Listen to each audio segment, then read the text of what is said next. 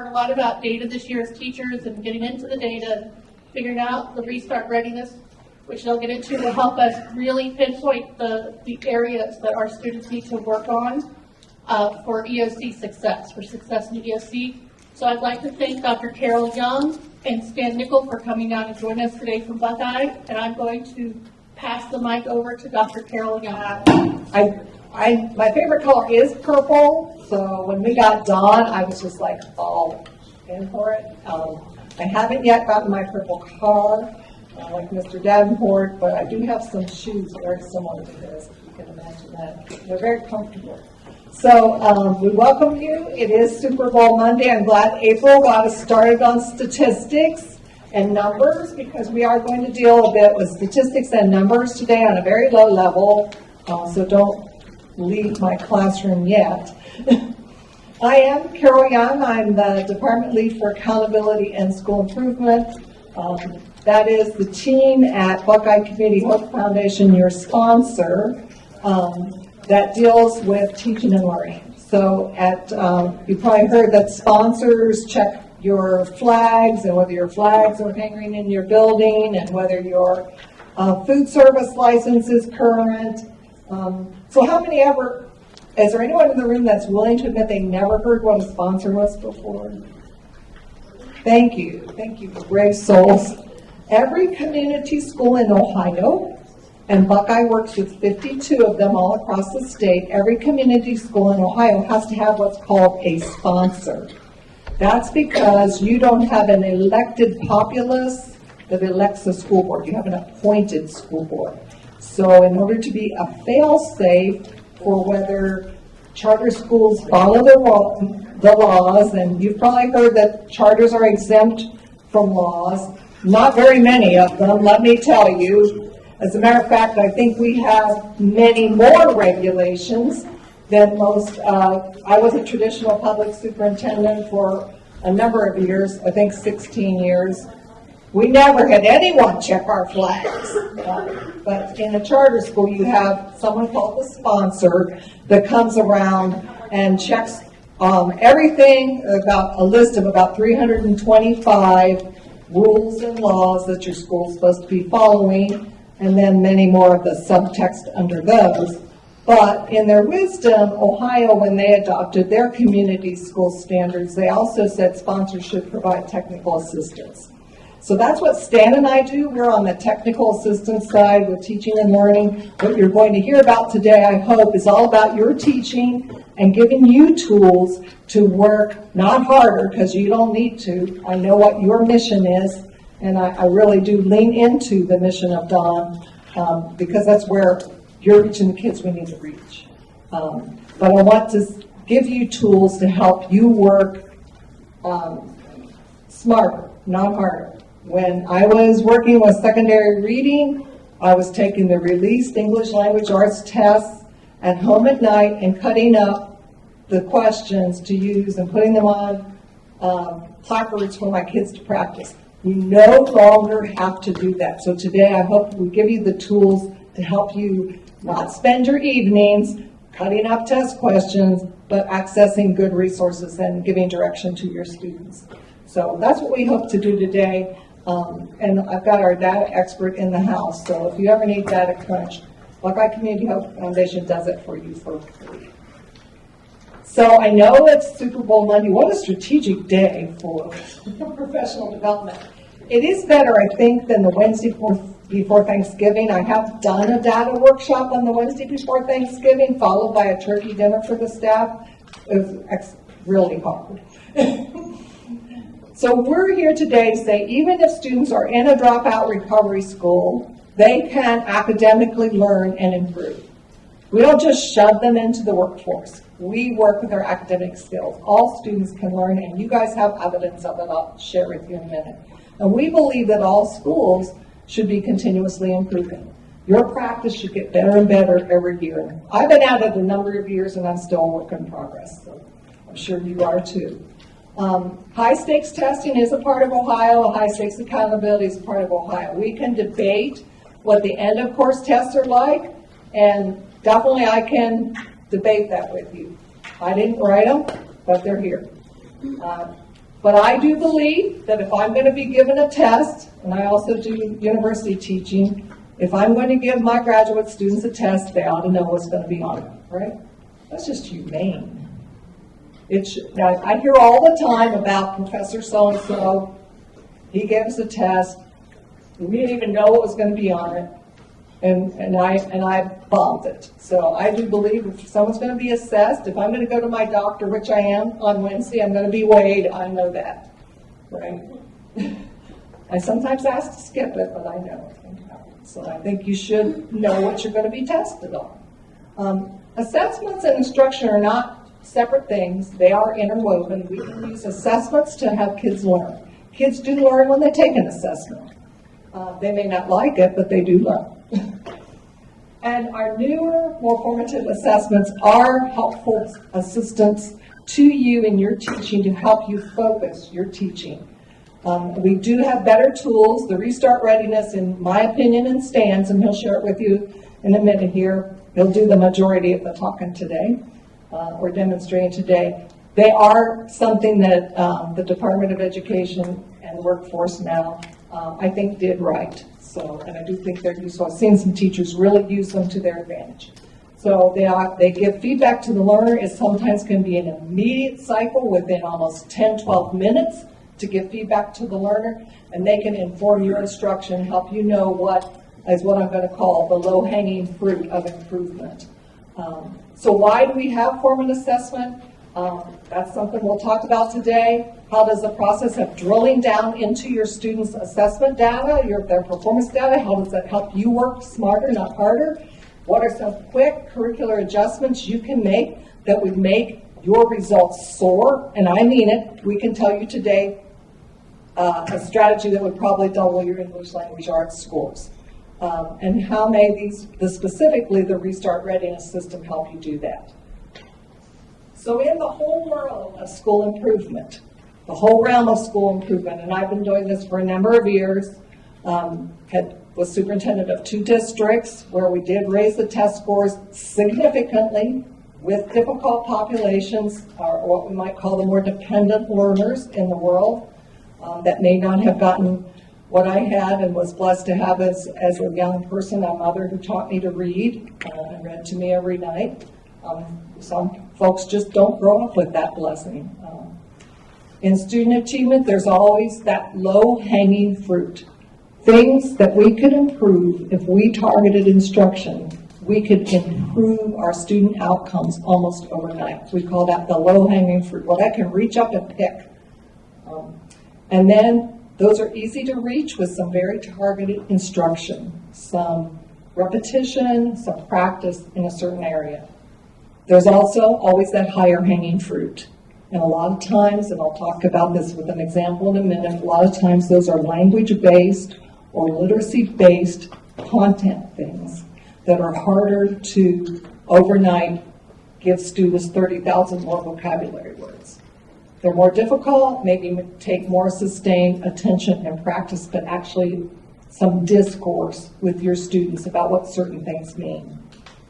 So in terms of Dawn's outcomes, we know that you're doing a great job with graduation rate, and that is your focus, and industry credentialing has probably helped in those areas. What we don't know is really what your progress measures are. What do students start out with in reading, and then what do they end up in ELA, and then what do they end up with? And that's because the testing system for progress is rather difficult and rather intense with a mobile population like the population you serve. And I think we're working on that, solutions to that, but the component of Ohio accountability system that you struggle the most with, and probably will continue to struggle the most with, is the achievement component. And that's whether or not students are passing academic end-of-course tests and earning points in that area for graduation. So if you look at that achievement component, 11.1% of Dawn's students for the 2023 school report card were able to meet their graduation requirements through end-of-course testing or earning assessment points. And that's compared to the state. The state's in the red here. And I don't know if I can tell you what the state's value is. right around 38%. So that compares you to other dropout recovery schools in Ohio. Gives you a little comparative measure. So how could we influence that outcome? Well, you're already doing it in many areas. You're moving that outcome up. So Stan prepares data of this nature. He'll show you some more examples in a minute. And he shows what your mean test score, and this is on a scale of 700, the end of course test, but goal for proficiency 700. So from comparison years of 22 and 21, in English Language Arts 1, your mean score was 664.9. It went down to 661.9, and that's why you see a red downward arrow. You following me on the chart? So the passing percent, proficient or above in comparable years, was 4.1%, but went up to 8.2%. And the performance index, this is a component that's calculated based on whether the students are limited, basic, proficient, accelerated, advanced, went from 36.6 to 38.2. Just looking at this chart as a whole, you see a lot of green arrows, right? Do you see green arrows? So in most areas of the end of course exams, your school is improving over time, okay? The yellow boxes, you're staying about the same, okay? So just looking at these data, what two areas went down? Okay, geometry and English Language Arts 1. Let's look at those areas. We're going to drill down from those areas, and we're going to say, where is the low-hanging fruit for your next step forward? Okay. There are two areas. We've got them, ELA 1 and geometry. Okay, we're going to look now at ELA 1. On ELA 1, the writing assessment, which is 67% of the scoring of that test. Okay, so the writing is English teachers are out there shaking their heads, right? The writing portion of that test is very, very important, okay? 29 of your students did not score, I think that's 29%, right? Yeah. Did not score enough data or enough original text. Sorry, that's my typo. And earned 0 out of a possible 10 points. So they get 2 writing prompts. Each writing prompt is worth 10 points, 2 points for convention, up to 4 points for elaboration, and up to 4 points for organization of their essay. And they write an essay in response to something they've read. Okay, and Stan has the most recent scores, and what was it on the most recent? 40%, or not 48%. Earned a 0. So how do you earn a 0 on this test? They don't try, yeah. Okay, so we do, yeah. I'm a little confused because the state doesn't offer ELA 1 anymore. They don't offer it. Our students take ELA 2 only. were retakes. Okay, because I can't even. I'm glad you can answer that. Yeah, I mean, because when I'm in the system, I can't even assign ELA 1 anymore to a student. Yeah, okay. So these are kids that were in prior cohorts, April. Yeah. So this still applies. All right, this applies also to ELA 2. Same strategy, okay? So we had kids that did not attempt, or, okay, they either didn't do it, flat out didn't do it, I can't write. You ever heard that? I can't write. Get them mad about something and make them write about it. That's mine.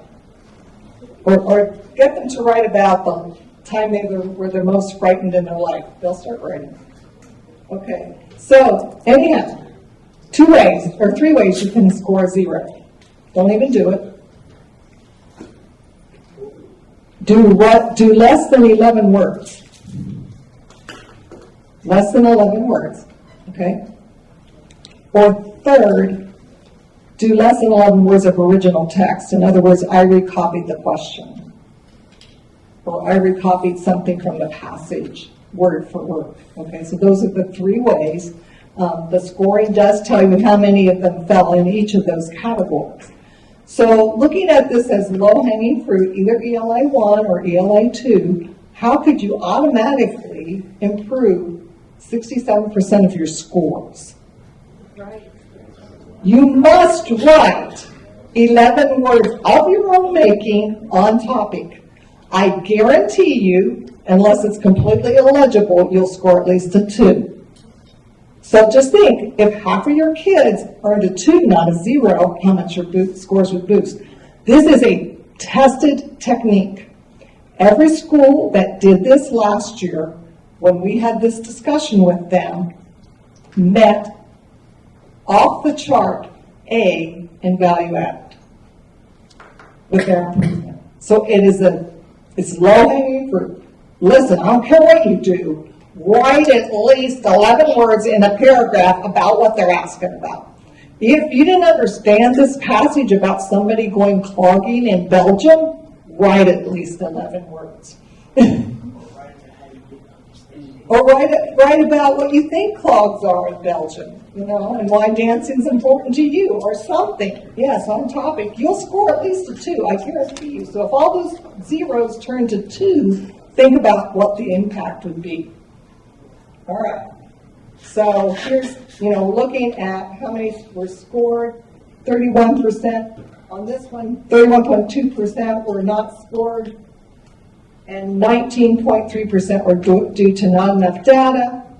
And 10.5% not enough original text. So that hangs true for ELA 2 as well. Okay, geometry. Low-hanging fruit in geometry. 92% of your students miss what we call circle problems. I was interested in this because this is true for our whole portfolio of circle problems coming up. Like, what can be so hard about circle problems? Who teaches geometry? Okay, bless your hearts. You've been doing something good. I'll tell you about it in a minute. So out of 474 students taking the test, 1.9% were proficient or above, and that was 7 students. But 4 of those 7 students, so these guys been working, here's the issue, 4 of those 7 students were accelerated. So when they knowed it, okay? When they knew what they were doing, they knew what they were doing, okay? So good job on that. But a lot of your students have barriers. Okay, so this standard is Ohio Learning Standard Geometry C2. Prove that all circles are similar using transformational arguments. So this is a sample problem. It's hard for you to read, so I'll read it to you. Prove that all circles are similar using transformational arguments. How many of you think this looked like a hard problem? There you go, bingo. The language is hard. You don't have to calculate anything to answer this correct. You don't have to do one calculation. You don't have to add, subtract, multiply, or divide on this problem. So circle M has a radius called MN. So I got to know the word radius. First of all, I'm already turned off by seeing that word transformational. Just means I've got to kind of look at circles in relative to each other. Circle P has a radius called PQ, and points M and P are distinct points. Matters to my life already, right? Yeah, okay. Select a term for each blank box to complete the statements describing how to prove that the circles are similar. Translate the center of circle M onto P, right? Because that's the center of the other circle. So translate. We're just putting the centers next to each other. Then dilate. You like that one? Then dilate the image of circle M about its center by using the scale factor of, this is a little bit hard because you have to know which one to put on top. So since we're using M, we're going to dilate it to the other circle, okay? So you're going to use PQ over MN. you're trying to find the scale of the circles. So, earlier point, it is not a hard thing to do. These, you should answer perfectly, but you got to know what the language means. So in simple terms, this is what we're saying. You see the doily, I call it the doily. Do you see the thing in the middle of the circle? It's round, it's a circle, right? We're comparing it to all these outer circles on the tablecloth, and we're saying, what would make a good decoration there? And are these circles similar? So I can line them up and make them look all aligned. So the problem's just asking you, are they similar? Can I line them up? And if I were going to make it harder, I would also ask for the scale, correct? What's the scale? So the scale between this inner circle, the inner blue and white circle to the doily, might be something like 7:1 if I had the radii and I can compare. But it's not asking me to compare, it's just asking me to align them and say, yeah, they're similar, and how would I prove it? So it's really a simple problem. It's wading through that muck with the language. So the Restart Readiness tests help us see this. They help us see what the questions are like without cutting them out at night, without looking for the release item, printing them on their printers. They give students an opportunity to practice with that vocabulary, see that vocabulary, and pinpoint misunderstanding that they could have. And so that allows us, when we see the results of our students, to look at, circle items. Writing enough, just writing enough. These are low-hanging fruit that we can improve. So it really helps us pinpoint where we can work.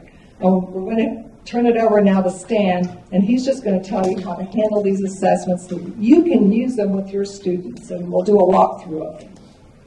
All right, Stan.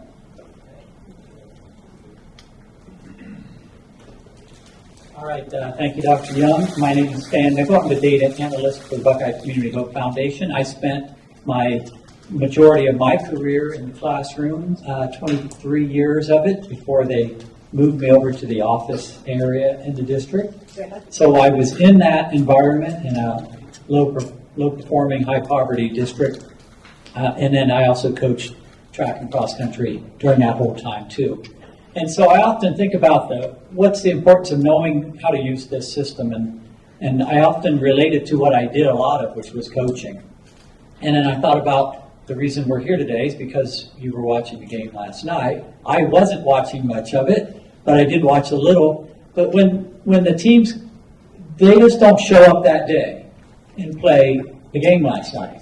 They probably went there a week before, or they maybe have played in that stadium many times before, but it's important for them to have that exposure to that environment short of the day of the game, right? No one in their right mind would have just shown up that day and gotten experience on that field or that court, or in my case, the cross-country course, having never seen it. So the students that I had that were lucky enough to get to the state cross-country meet, I would take them down 2 or 3 days ahead of time. Same thing that coaches did for myself when I was in school.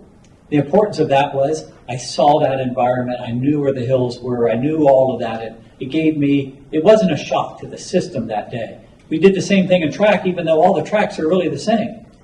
But the coach took me down to the state meet, which was at the High Stadium at the time, when they used to have track around the field. And that's an intimidating environment, to say the least, when I was there. I felt like I was about a foot tall walking inside that giant stadium, but I had been there a few days earlier.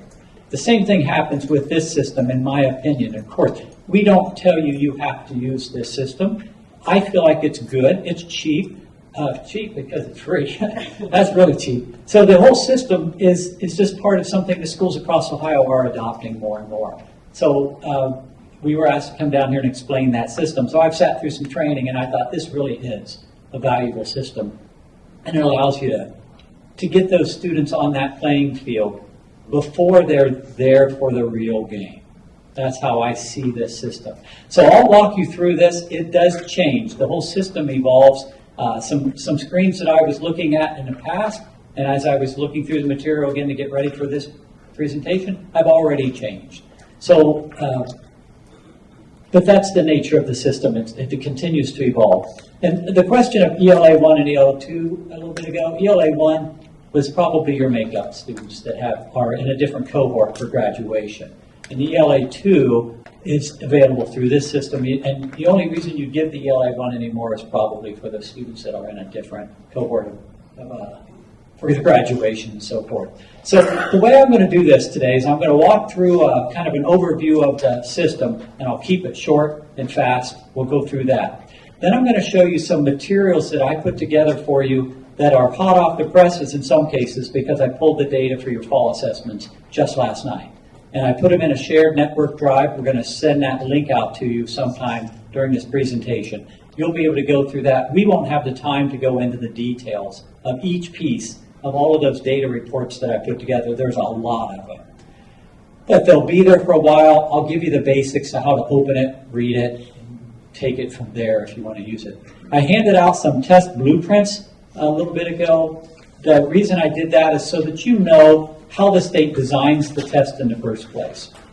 So there's no data on there that's unique to any particular subject. It's just the layout that how much do they weight the area on circles? How much do they weight, informational text and so forth? How many questions are we expected to see? Then you can take the data that we have put in this network drive. You can take that data and say, this particular standard might be an area that we could address. So I have the analysis of how your students have done on each particular standard, each particular group of standards, which I'm calling a cluster or a longitudinal collection of those standards. So if there's 7 standards on circles, how did we do on each of those 7? And maybe they're subdivided into 2 clusters of standards. So I call those cluster reports. And so I put those together in a folder for you too. And in some cases, I'm comparing data from multiple years of data that I've collected. Sometimes it's just a snapshot of what happened last year so that you can see, where are our students now? The fall data is different than the spring. And a lot of times the fall is makeup tests, and students that have had to take it for the second or third time. So we know that those students oftentimes are students that have already failed the test in the spring, maybe of the year before, and you're giving them another opportunity. So spring data oftentimes is different than the fall. So I gave you both. You're going to see a folder that has the spring data, and you're going to see a folder that has your most recent fall data. And that'll kind of help you put that together too. Make sure, and I also have a report in there that tells you how individual students did on the writing. Because we know that writing is a major area. So who are those students that didn't write enough original text? Who are the students that didn't write 11 words? You'll be able to see who those students were from that most recent test, which the data came out yesterday.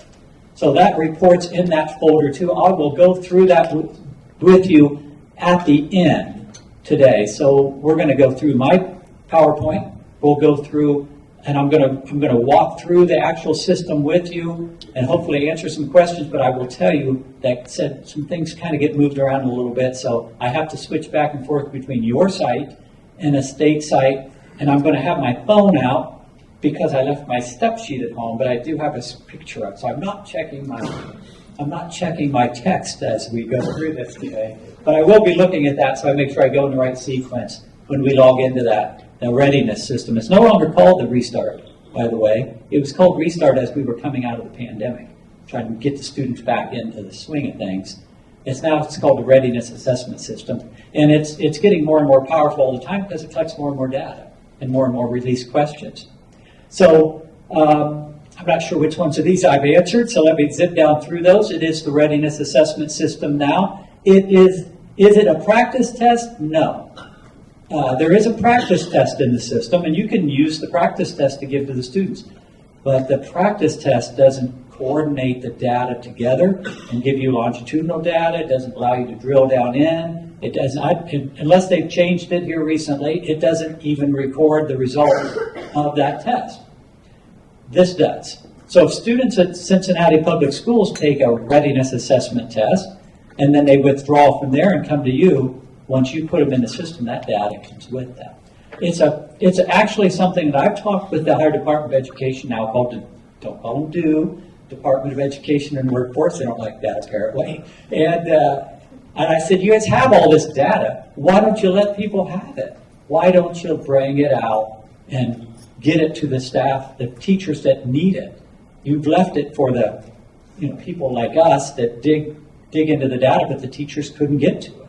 So now you can. And like Dr. Young said, we used to take the released items and cut them out. I used to cut out the test questions, put them in a scanner, put it in a PowerPoint. It would take forever. Now you can just open up a test, give it, and get the results back like in real time. You can give the test right now. As soon as the student's done, it's graded, scored, and you can see how they did on that test. Okay, if I don't go a little faster, I'll go overboard here. So how is this system different from the OST, EOC? With the OST, and we'll look at your OST results here in a little bit, you can see how the students did, you can see which standards they struggled on, but you can't see the question. You can see how they did on writing, but you can't see what they wrote. With the readiness system, you can give them the test, they write, and then you can go see what they wrote and how it was scored. Because it's computer scored. Like it or not, the computer scores these tests, and only if it hits certain parameters, then that is to go to a human reader. And maybe it's better not to go to a human reader, who knows. Okay, so what type of an account system should we have? We'll talk about that. I think we have that straightened up. April and I worked on that a few days ago. Administering assessments, there's a pitfall I do want you to be aware of here in a little bit if you're going to start to use it. By the way, I know somebody in here has used it. But I saw some data in there. It looked like only 1 or 2 students.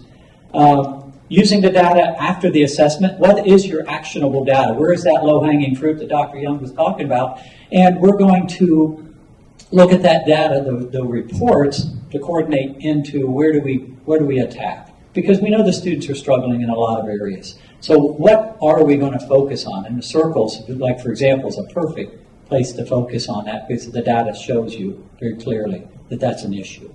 You can't improve what you don't measure. And if you're measuring how the students are doing, you can address those pitfalls. It's hard to lose weight, for example, if I don't get on the scale every now and check to see how I'm doing. What data do you have to direct the use of the readiness system? And that's what we'll look at in that shared drive. So what is the readiness assessment system? It's the actual OST and end-of-course test made up from previous questions. We've hit on that now a couple of times. The results are not reported or used by any outside organization. That includes us at Buckeye. We use that in a way to help point out where issues might be, but it is no way an evaluative tool. And the Ohio Department of Education does not receive this as an extracted piece of data sent to the state to determine your local report card. It has nothing to do with that. The only tests that go to your local report card were the actual OSTs, like you just took. And if a student, for example, takes the algebra test twice in 1 year, they take the best of those 2 tests. They don't even use that valuation of the first time if that score is low. So if I take the test and get a 680 one time, a 690 the next, I'm going to take my 690, unless it's in a new calendar year. You have a question? No. Okay. So the other advantage is the students are taking the assessment through the same system that they would take if they took the high stakes test. That's where one of the powers of it are for me. The teams just didn't show up and start playing the game. I used to talk about the Hoosiers movie. Remember, watch that basketball movie? It's a great movie. And at the end, Gene Hackman, I think, is the coach. He takes the kids in and measures off because look, it's the same distance from the foul line here as it is back in Indiana, where that school they came from. So same deal, same as the test administration system. Students are sitting down to that. You still have to give STAR assessment. You still have those responsibilities and legal requirements. This one is different in that you can choose to give this one. And you can choose how to give it. We'll talk about that here actually next. So there are 2 types of tests that you can give in the assessment system. A checkpoint and a benchmark. If you're giving a benchmark test, which you can decide after we talk about this which one fits you best. The benchmark is a full test. If it takes a student an hour to take a test, it's going to take them an hour to take this benchmark. If it's my son, it takes him 2 or 3 hours to take a test like that. It'll take him 2 or 3 hours to take the benchmark also, because it's the whole test, 50 questions. And you can tell how long the test is by looking at the blueprint, and it'll tell you. It's made up of this many questions and this many points. I would lean toward a checkpoint based on, for example, we just want to do a lesson on fractions. We're going to have a lesson on fractions, and we're going to take an assessment on fractions. They take a lot less time, and they're, again, rated automatically. You don't get all of the detail, but you get enough that you can analyze how your students did. So benchmarks are full, checkpoints are pieces of it. And if you're looking at the blueprint that I handed out, the checkpoints are each of those sections across the farthest left-hand side in most of the cases. The blueprints are, when the Ohio Department of Education built these blueprints, they didn't uniformly design them on all, so they all laid out the same, but it's the same ideas. You'll see circles, for example, is that. And by the way, I'll put a copy of this PowerPoint in someplace if you need to see it. So what subjects are, or a copy of it, what subjects are covered on the benchmarks? ELA 2, there's no ELA 1 anymore. ELA 1 can still be administered as an OST, but it's not part of this. Algebra 1, Geometry, both integrated Math 1 and 2, Biology, American History, and American Government. The checkpoints, I didn't write all those down because it's every subscored section of the OST, and I see you writing feverishly to keep up. I'll send this out, so you don't need to worry too much about that, but you're more than welcome to, and tell me to slow down if I need to. So it's all of those subscored areas. Okay, what type of an account do you have? Well, sometimes this gets a little tricky. When I taught and worked in Marion, which by the way, halfway between Marion and Dayton is? Engagement. That's supposed to be a joke. Okay, so the types of accounts, when I worked in Marion, we hired retired teachers to come in and give the test. And they weren't allowed to see the results of any of those tests. So they were teacher administrators. Teacher evaluators, which is what you are going to be set up as, or already are, you can administer the test, but then you can go into the centralized reporting place and see those results. And you can see those in real time. Those little arrows aren't lined up quite right. BRU stands for Building Reports User. That's the type of account that we have, where we can see retrieve all of that data. That's probably too much for most of you to have. And of course, District Report User, you wouldn't have that. So when you go to the screen, which I have a link for in that network drive, that you'll be able to just click on that. You don't have to write down the URL or anything like that. You typically probably only clicked on TA interface, Teacher Administrator Interface. That's where you administer the test. And that's the group that we had working in Marion that were just there to give the test. We didn't want them going home and then pulling student data. And we didn't think that's not right. You don't want to have that ability. You guys are able to see that, should be able to see that. The centralized reporting system, that's relatively new. That's where you can go in and see what was our average scale score. What percent of the students passed the OST? When the OST results come out and you have a TE account, you can go in there and see how your students did immediately. You can do that with the benchmark, checkpoint, and the actual OST. We're going to call that kind of the operational test. You don't really need to worry about the test distribution engine, TIDE. They call the thing TIDE, but that's for the people that load the data into the system. Assessment authorizing, there's a link down the bottom left corner up there. Once you get comfortable with this system, you can actually design your own test. So you want to give a test that covers only specific standards, or only specific types of questions, or certain depth of knowledge questions. You can build your own. And there are schools starting to use that more and more. That's relatively new. I wouldn't start with that system until you've gotten more comfortable with the ones that are already there. But you can actually build that and make a paper version of your test at the same time. So you don't have to do that electronically if you don't want to, but you can still. There's data entry phase, that's for some other ones, in Secure File Center. Don't worry about those things. You're going to go to the the TA interface for benchmarks and checkpoints. They're in the same place, and they're administered the same way. Has everybody in here, for the most part, administered a test at some point in your career so far? Okay, so you're going to recognize some of these screens coming up. So you probably recognize that screen, right? On that screen, the OELPA, the Ohio State test, OELPS and OELPA test, readiness assessments is listed. And I have the word caution written here, and I'm going to tell you what happened to a couple of schools. And it happens, I hear the story every spring. There was a school that was, the algebra teacher was sick. And for their lesson plan, they said, give the readiness assessment test to my students. Give the algebra one, left a step sheet or so how to do it. Must not have been a very good step sheet. So they left that step sheet there, and the substitute opened up the Ohio State test and gave the algebra test. Well, you only get to take that test once. So now when the teacher came back from being sick, today's your day, going to give the algebra test, open it up. Students weren't allowed to take it because they already had a test taken under that. Well, they just goofed around. It's a substitute. So they were just goofing around, taking the test. That actually was the real thing. Now, this was a middle school, so the algebra students were their top students. So these were their highest scoring students.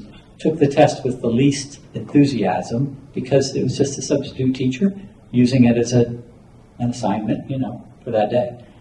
They had to contact the state had to go in and undo a whole bunch of stuff, and then they had to give the test like the end of June, early July, something like that, in order to get caught back up. So that's a pitfall that you want to be careful of. If you're going to give the readiness assessment test, make sure you open the readiness assessment tab. I know it doesn't seem like something you should have to worry about, but when you're sitting there with things going on in the school, opening that wrong one up could happen. So here is what it looks like when I open that screen up. And I'm doing it this way because I didn't want to go through that one in a live presentation.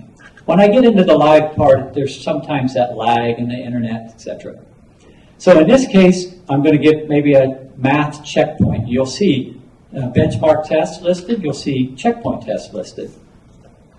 When I open that test up for math, I see these checkpoints. I probably didn't put them on. Yeah, that is all of them, I think, for algebra. So I could give a checkpoint test on just the functions test. That's like 8, 10, 12 questions, depends on the blueprint. And the students can take that test rather quickly.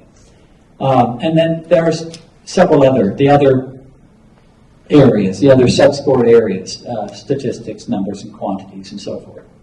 You can give a checkpoint twice.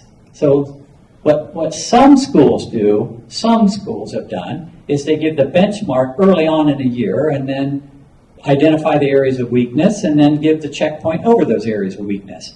You're pretty far along in the school year. So if you're going to jump on this at all, you really only have a few weeks before the actual OST testing time rolls around. So you might want to think about which way you're going to go, and a checkpoint might make more sense in that case. Especially if you've got kids that don't really want to be sitting in here for an hour taking a test anyways, and they turn around and give them another test because they have to give the STAR test. Before you know it, it's a lot of assessments, and you might want to pick and choose your battles carefully when you start to look at this. Again, it's not my decision to tell you exactly how I would administer it. I'm not in the classroom. It's been a while since I have been, but I would have loved to have this tool. So the other test I could have given it, I could have just checked and say, I can give the whole algebra test. Depending on the students, the classroom, the setup, etc. When you decide to give this assessment, the students do have to know their state ID. It's called the SSID. And I forget what else they put in there. You guys administer the test more often. You probably know what they put in. But you have to pick whether that's a pre or a post instruction. Whether you use it as an evaluative pre and post instruction is up to you. But you still have to pick one of the two in order to move forward. Some people just pick the year and put that in. As you get, if you knew you had a static group of students and they weren't going to come and go on you all the time, you could give it. I'm going to talk about fractions. I'm going to give a pre-test, and then I'm going to instruct some more and give another post-test. You could do things like that if you wanted to. But to get started, just know you have to pick one of those two. Students obviously put in their name, their ID, and then you put the state ID on the board, or however you guys do it here in your setup. And the students move on and take the test. And again, they don't know the difference. In fact, it's the same questions that have been used in the past. They've just been released. And in that network drive that we're going to send out are released questions from the past that you can, since they're released, they're available on the Readiness assessment system. So Dr. Young pointed out some test data. I'm going to point out some will be overlapping. On the left-hand side, I have that 31% of the students' writings were not scored. We mentioned that, and we know that not writing enough text is the biggest reason, and copying too much of the prompt is the other big reason. So you have 19% not enough data, 10% not enough original text. And then there's a few other reasons why a student's scores wouldn't get scored. ELA percent of students above, I know that she had this on the screen, it may have been a little bit hard to read, and we kind of put this, we worked on separately, we combined our presentations today. But 92% of the students in the writing, and that really stands out. So that's why I put that writing report in the forward, so you could identify those students that were just there. The math report, I have a math report on this too. It's laid out a little bit different because math subscored areas don't repeat from grade to grade. But at algebra, 91% of the students were below the standard in algebra and functions, 65% numbers, quantities, expressions, and 89% modeling and reasoning. Now, modeling and reasoning is a collective calculation of the test. 20% of all the questions relate to a modeling and reasoning style of question. Under geometry, we already mentioned that circles, 92% were below. This is based on spring data, not your most recent data. And the highest ones there, where you have 96%. Geometry statewide is a tough subject when we look at the data. We know that math fell behind during the pandemic compared to everything else. ELA has moved on, caught back up better, but math is still behind. So of the two, geometry struggles the most, for sure.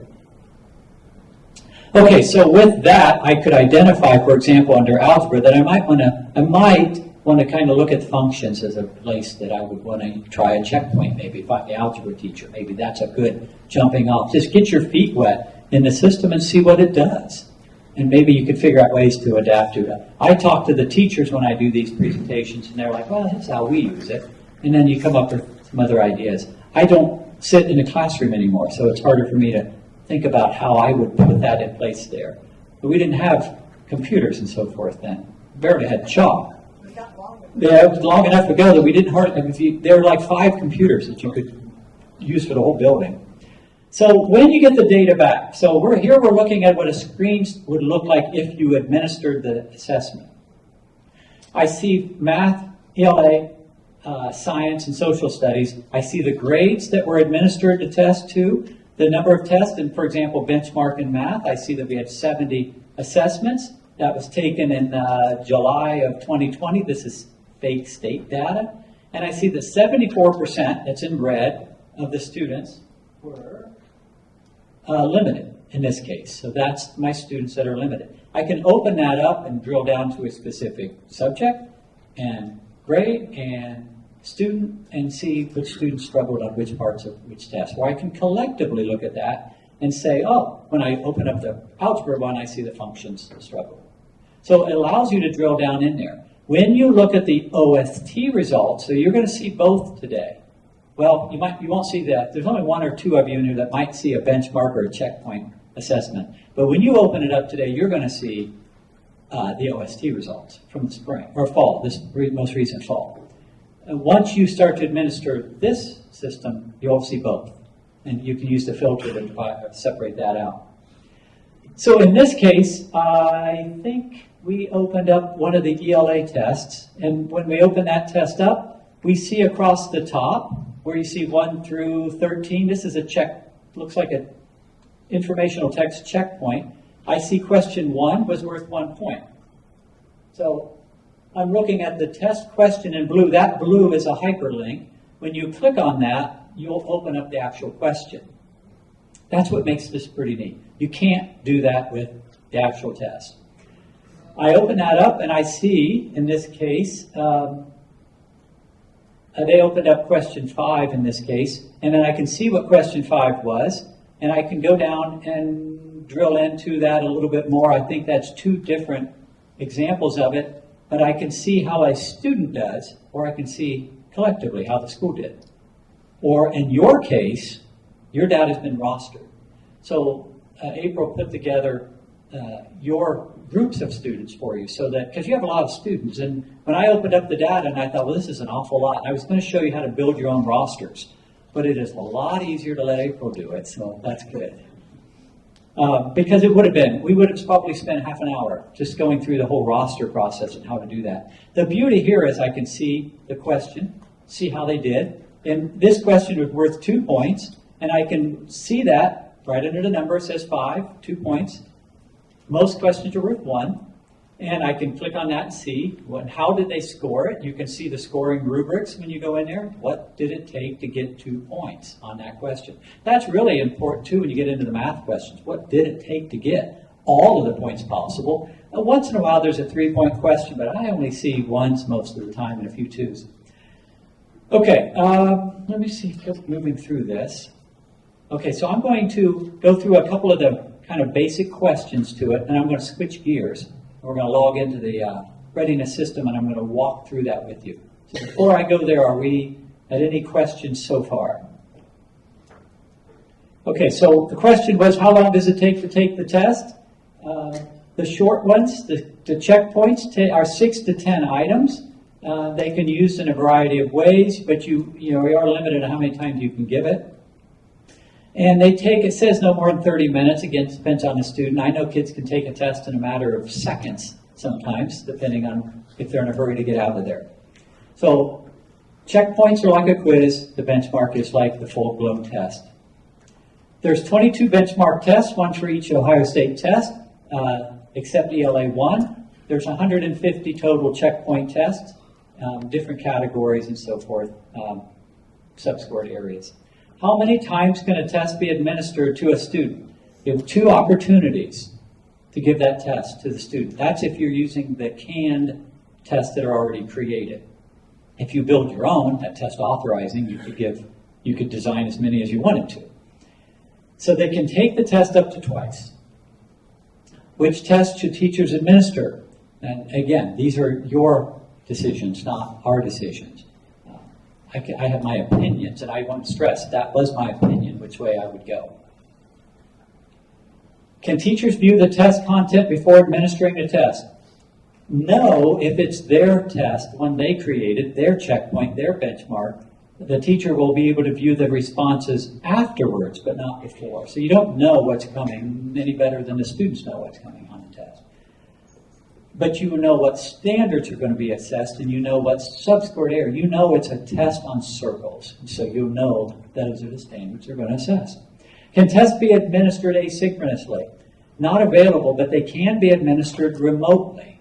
So when a student takes the OST, they have to be here to take the test. But when a student takes this, they could be at home taking the test. That one's not locked down by a secure browser. So that is possible. That came around again during the pandemic to make that a possibility. Will this show scores from previous schools or just the results from your school? Well, I mentioned that already. A student takes a test in Cincinnati Public, that data is going to flow with them if they enroll here during the next whatever. Even if it goes clear back. Maybe the student, and I know your students have been in possibly a lot of different schools throughout their career, including middle schools and different high schools. All of that data will start to flow. So is it 2 times a year or 2 times total? So if they've taken it since they're public twice, then they can't take it? That's a good question. I believe it's 2 times for you because it's linked to your building and your IRN. But no one has asked that question. So I would think it's unique to the building. So you wouldn't know. Now, if it's not, if I'm wrong on that, the data is still there with the students, so you know how they did on that particular assessment anyways. Because that data does still flow with the student, so you can still get to that information. In fact, if all goes well, I should be able to show that to you here in a little bit. Like I said, you just never know when you require logging into a system like this. How long does it take to get the results? It doesn't take any time for the most part. It's graded like right then. Scored, graded. You'll know the results of that. That's really the beauty of it. It's really powerful, like middle school teachers that teach math, for example. They give a test. They get those results. They give the test at 10 o'clock in the morning. Kids go to lunch. They come back. They can review that information that afternoon. How are they scored? Well, they're machine scored. The writing responses are machine scored.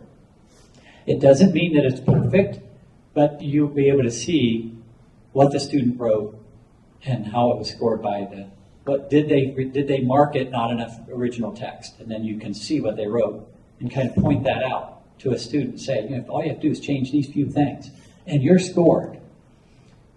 Is there a rubric for the teachers to use when hand scoring? You don't have to hand score anymore, but there is a rubric out there that tells you how these test questions are scored. And sometimes people use that in non-ELA classes too. If they give a writing assignment, they score it the same way the state's going to score it. There is a way to hand score, so that statement is still there. The teachers can hand score the items. I doubt that you get into this that far that you decide to overwrite what the system did, because really you're not going to be able to overwrite what the state system. When you're giving the OST, you can't overwrite that one anyways. Are questions repeated? Well, the original version of this, if you gave the benchmark twice, it's the same test again second time. But more and more they're starting to randomize those test questions because each year they get 10, 20 more questions added to this test bank. How many questions are in each test? I believe I answered that one already, 6 to 10 items on a checkpoint test. Identifying the needs.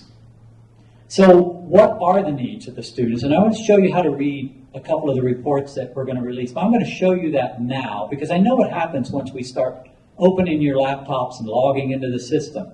I forget that guy's name up there now because you're in here already, talking about Marion versus Dayton versus Engagement, Ohio. Is there really an Engagement, Ohio? No. Okay, so I fell for it. I'd heard that joke before, but I never knew if there truly was an Engagement, Ohio. Who knows? I was looked it up specifically because I wanted to know the truth. And it's just a okay, so yeah. I think they have one of those in Pennsylvania. Have you ever Okay, we'll try to make a joke on that one. Won't fly. Okay, so I'm going to go through what's in that. Let me make sure I'm at my stopping point.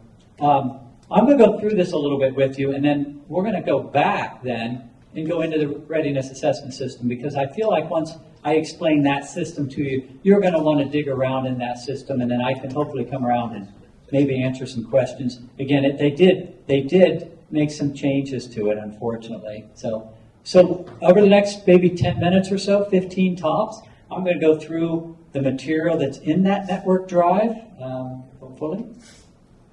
And then April's going to send that out to you later. If I can open it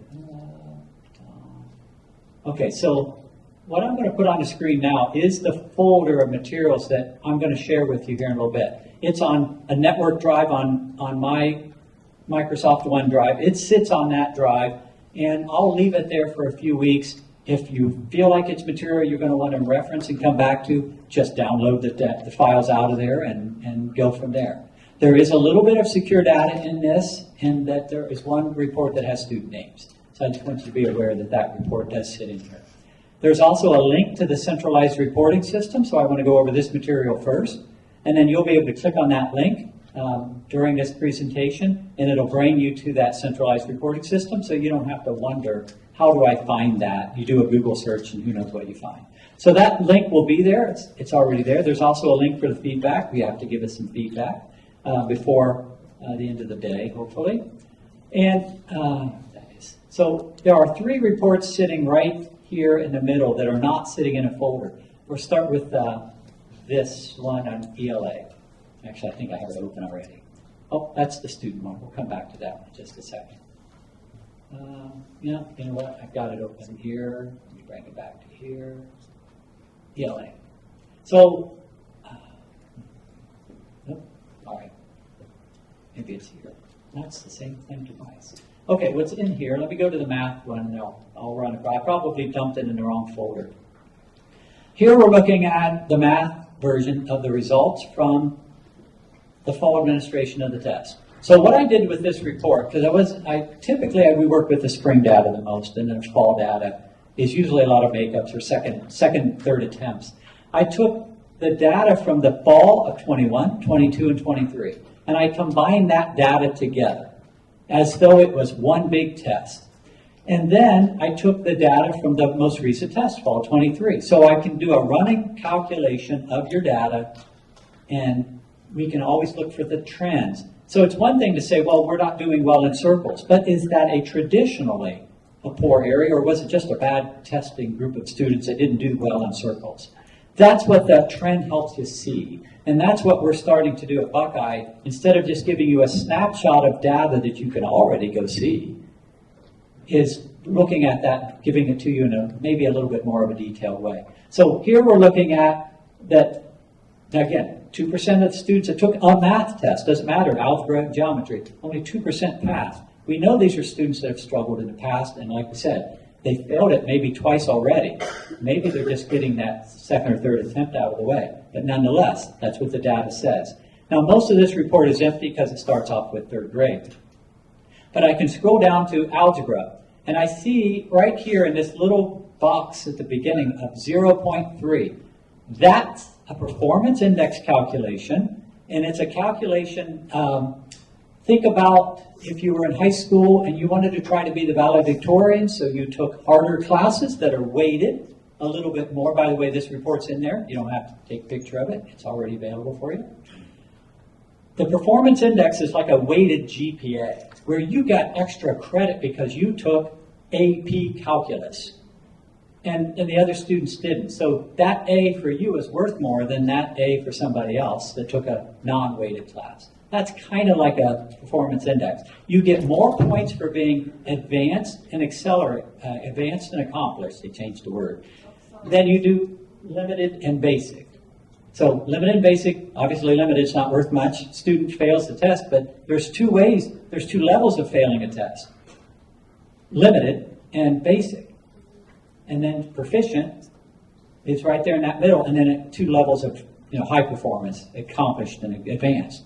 So what this is saying that when I calculate your algebra scores that way, you've gone up 0.3 of a performance index point. Not a lot, but it's a movement in the right direction. The same is true for geometry, integrated math. The reason integrated math shows a bigger improvement is because when I looked at the data, I didn't see much history of integrated math.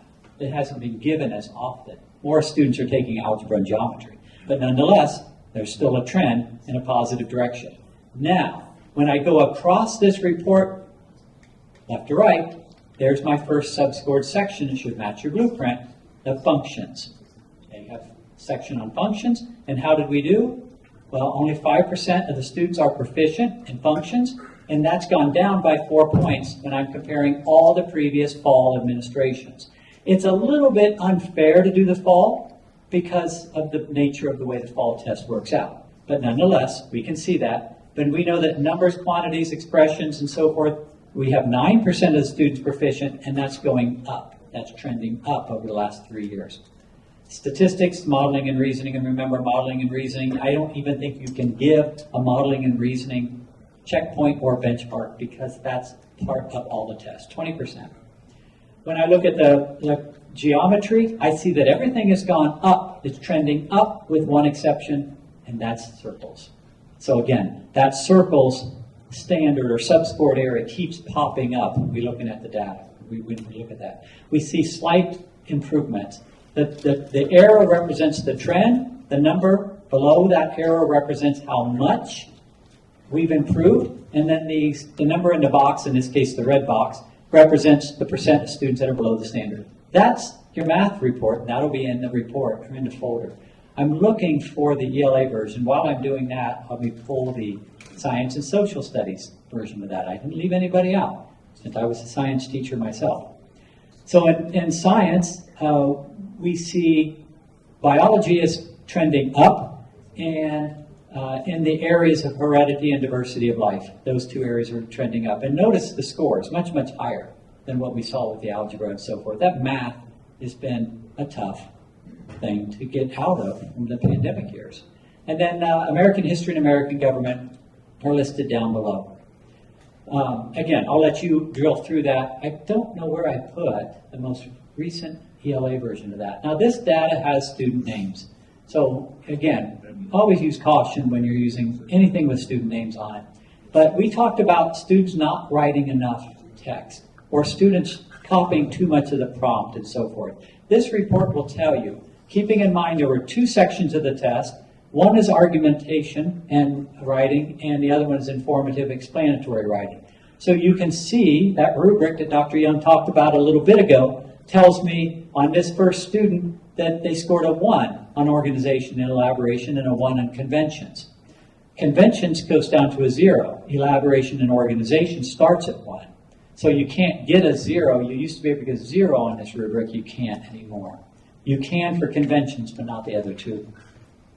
So as I scroll down through this report, again, this is, you have it. You don't have to try to write down a name. You recognize a name. That's okay. They're all on. This is a long report. It's 84 pages. That's why I didn't print it out and hand it out to you when we were sitting here. You'll be able to see that, how your students did, because your data has been rostered. And it's a nice thing to have done ahead of time. Anyways, as I scroll down through that one, I can start to see, not enough original text pops up quite a bit. And that's on both writings, so this student did it twice. Some students didn't even attempt the test question. That's not blank it's blank because they didn't try. So you can get a 0 by, like you said, not trying. You can get a 0 by doing one of these things to kick it out. But here's a student that took not enough data, means they didn't write 11 words. The next prompt they read and wrote, they copied too much. So the student has 2 issues to deal with there. But again, this is a lot easier to deal with than it is on some of the other ones. So I'm not going to sit here and scroll through all 80-some pages of that. That's quite a bit of data. So, but you'll have access to it, or you just go straight to the CRS, Centralized Reporting System, and see that for yourself. Let's go back to this folder again. So I'm looking at the, and I'm missing one report, and if I don't find it in here, I'll rerun it and I'll drop it back in the folder again. So we had the social studies, the math, and the ELA. I'm going to go up to, let's open this folder and take a look what's in there. Under math, and oh, by the way, make sure I tell you what I'm looking at. I opened up this folder called Spring Released Item Documents. So if I open this up and we go to the mathematics, I see, and I put all the subjects in there because I copied them all over at once, but you're only probably interested in the bottom 4, algebra, geometry, and integrated math 1 and 2. If I open up the geometry folder, this is simply the document that the Ohio Department of Education releases, and it has all of the previously released questions in it, and it's quite a lengthy report too. It's 171 pages long. So you're not going to want to sit there and print this out either, but you can go through it and see what type of question was question 30. It was a multiple choice question. What did it cover? And so forth. What's the content statement? What depth of knowledge was it? What was it worth? What was the correct answer? A lot of information is there, but if I scroll way down and you start to get into the questions themselves, this is what we meant when we said earlier that some of us used to copy these questions out and put them together in a document and then give the students that test as a way to prepare for the test administrations. That's how we used to do it, but now you can do this all electronically. But you get the idea of this, what's in these documents, and there's a bunch of them, and there's one for every subject that you would teach, math, science, ELA, and social studies. All of that's in there. I just put them all in one place. It's not that you can go online and get them off the department's site too. Let's take a look at the fall. I'm going to go to the spring. I'll show you why in a second. I'm going to open up the spring item analysis reports folder. Let's take a look at what's in here, and then we'll start to shift gears. If the time is right, we'll shift gears out of this over to the CRS system then, and we'll end the last 45 minutes, whatever you have left, with the CRS system, Centralized Reporting System. So the first report I'm going to open up is item reports. In the items reports are the results from your spring 2023 administration of test. And then if you've seen these reports before, tell me as I go through these. Because I'm not sure whether they make it all the way down to the teacher's hands sometimes. Let's open up this geometry item analysis report. So I'm going to open this report up, and it tells me at the top, that's the blueprint. You guys, I'll have a copy of that blueprint. So if you can't quite see it from where you're sitting, or I can enlarge it if we need to. I probably should. So I'm looking at the item analysis report for geometry. I'm looking at the blueprint so that you know that as I look down through this one, circles, the most it represents is 24% of the test. The majority of the test comes from congruence and proof. And in these smaller boxes are all the standards that go with congruence and proof. So I'm going to want to know how I do on subsections of those and see if I can identify that. As I scroll down through there, I can see how many depth of knowledge questions there'll be. Depth of knowledge 2 is the most common. How many students were tested last spring in geometry? 474. What was their average scale score? 635. Proficiency rate, 1.9. We know we did better than that on this last one, but not by much. And the performance index, which you kind of have to know what that is, that's 31.7. That's that weighted scale. It starts at 30 and it ends at 120. So, as I look down through this, now this is where I want to know if you've seen this before. So I'm looking at the section of the test, and I'm going all the way down to the questions themselves. So I've got things color-coded. So here's my section on circles. They got 1.6 out of a possible 11 points.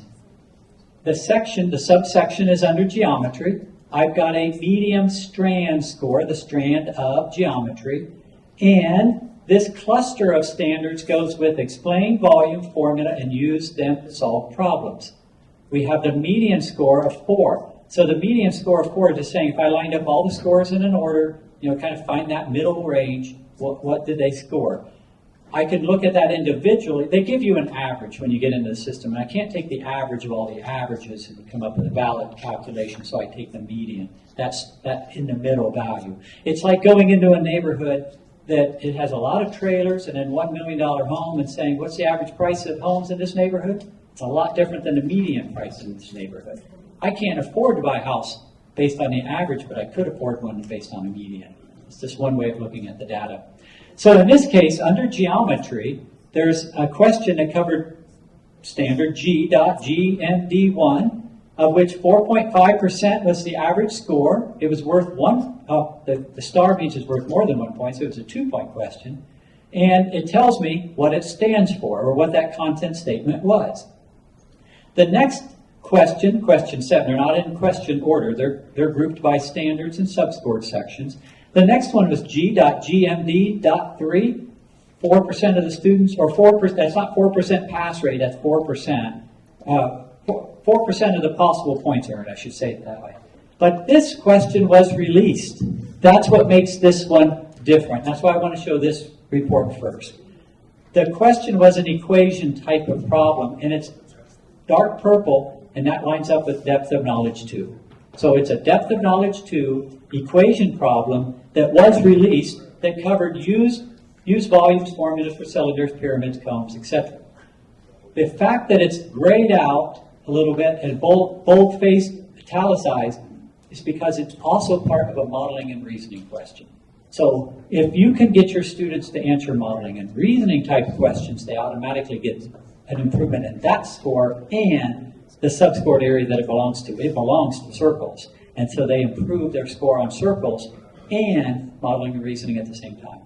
But, sorry about that. There's a little link right below it. If you use these reports electronically, you can click on this link, and it should, if all goes well, open up what was question 7 from 2023 Spring Administration. And you can print this out, copy, paste, whatever you want to do. If you want to grab some questions over the areas that your students struggle with, this report is what you want to use because it's already done for you. You just have to click it. You can't print it out and use it. You can print it out and look at it, but you can't click the link. Obviously, it's sitting on a piece of paper. And you can scroll down and say, well, what are some, like, Spring of 22? It was question 30. That's a released question. They might get that on the checkpoint. They might get that on the benchmark, but they can get that from you whenever you want. And the longer this is, it just means that more questions have been released in the past. Let's see. Let me go back to this. Let's see if I can get to where I'm supposed to be. This is where I get a little bit messed up on this. Let me go back this way. There we go.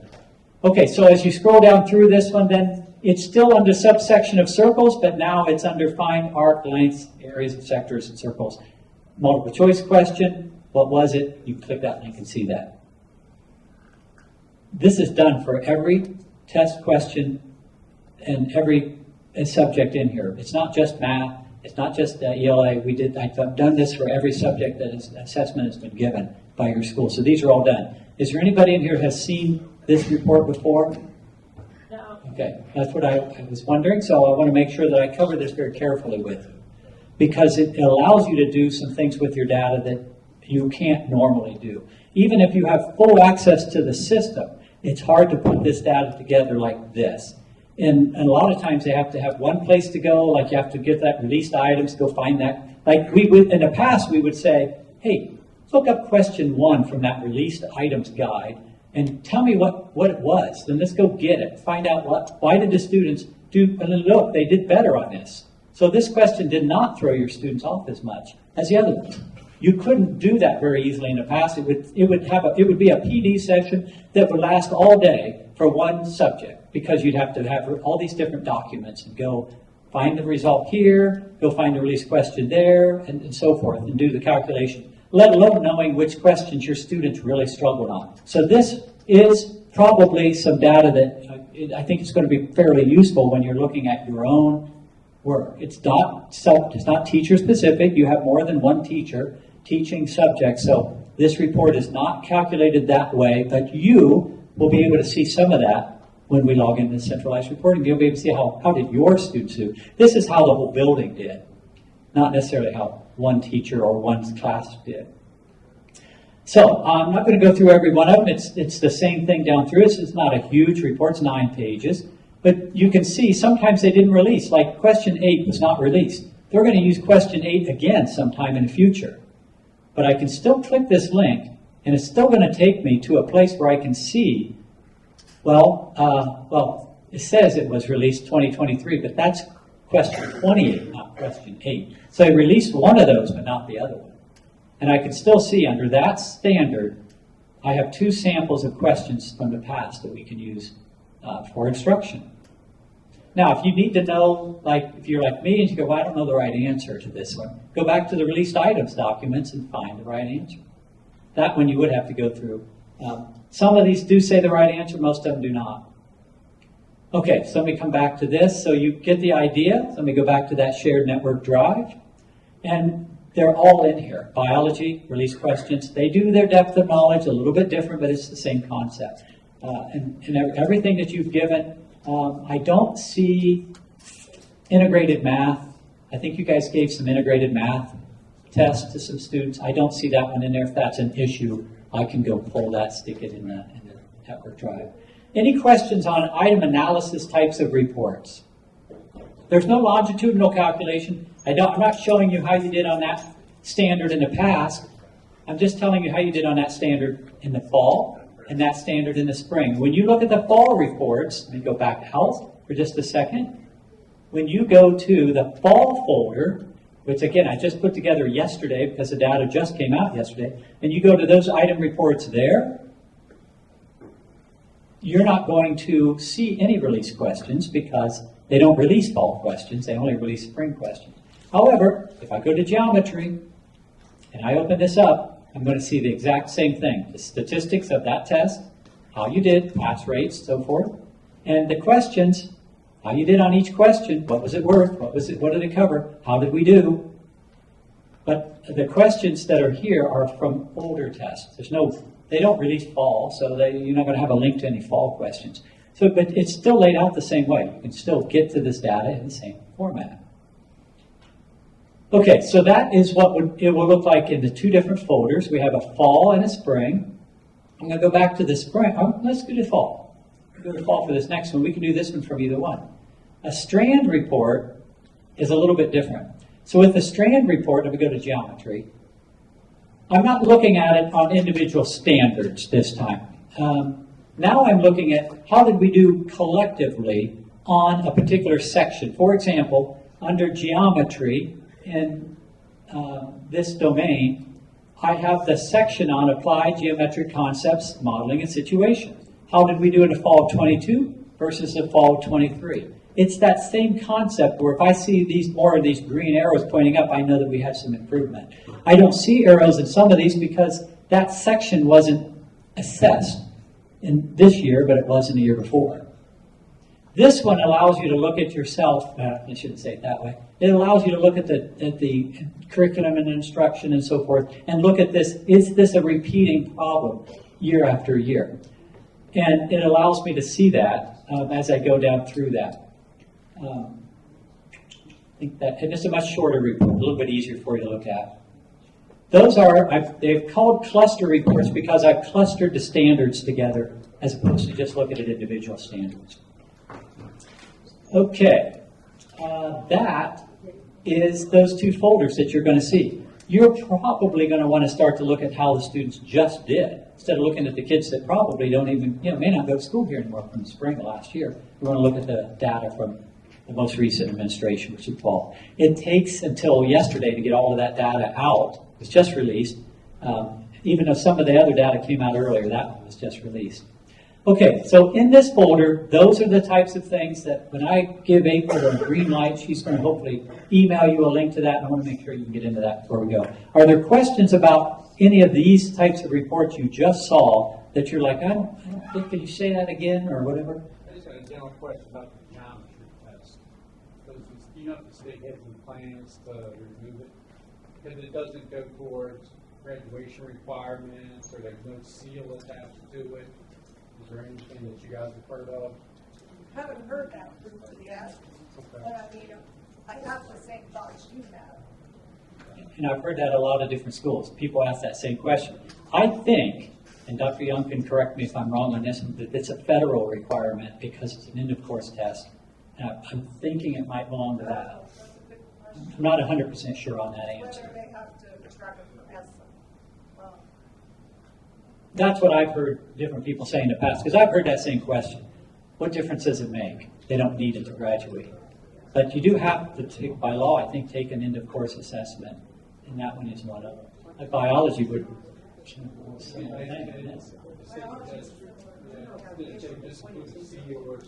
Yeah, it might apply to a seal. I mean, if they're trying to get those points to graduate, remember that whole thing, 18 points to graduate thing, I think it still applies to those. But there's also participation calculations. Algebra or geometry is still part of the local report card's gap closing report because it's lumped in with all the math.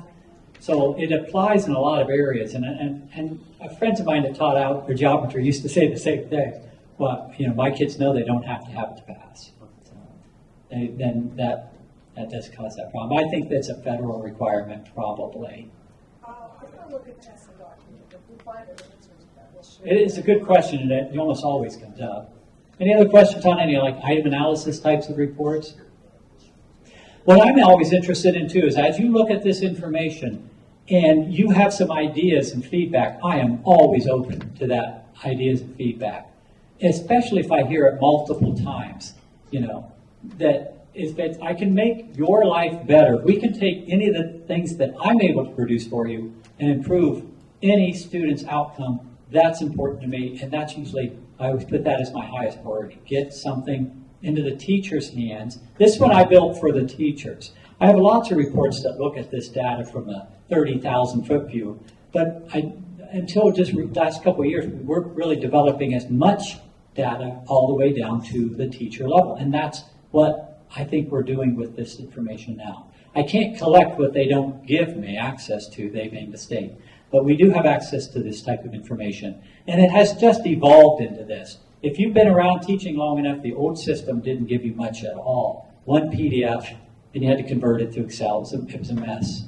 You getting ready to ask a question? I was just curious if the test, is this test only high school specific? We have a lot of kids I can think about, in their literacy level is 6th grade. Yes, you can do that. Are there any tests that allow us to see, hey, you're not proficient as a high schooler, but hey, look, you're a good 6th grade reader, and it might feel like dumbing it down for them, but at least we know there's a starting point rather than you're illiterate.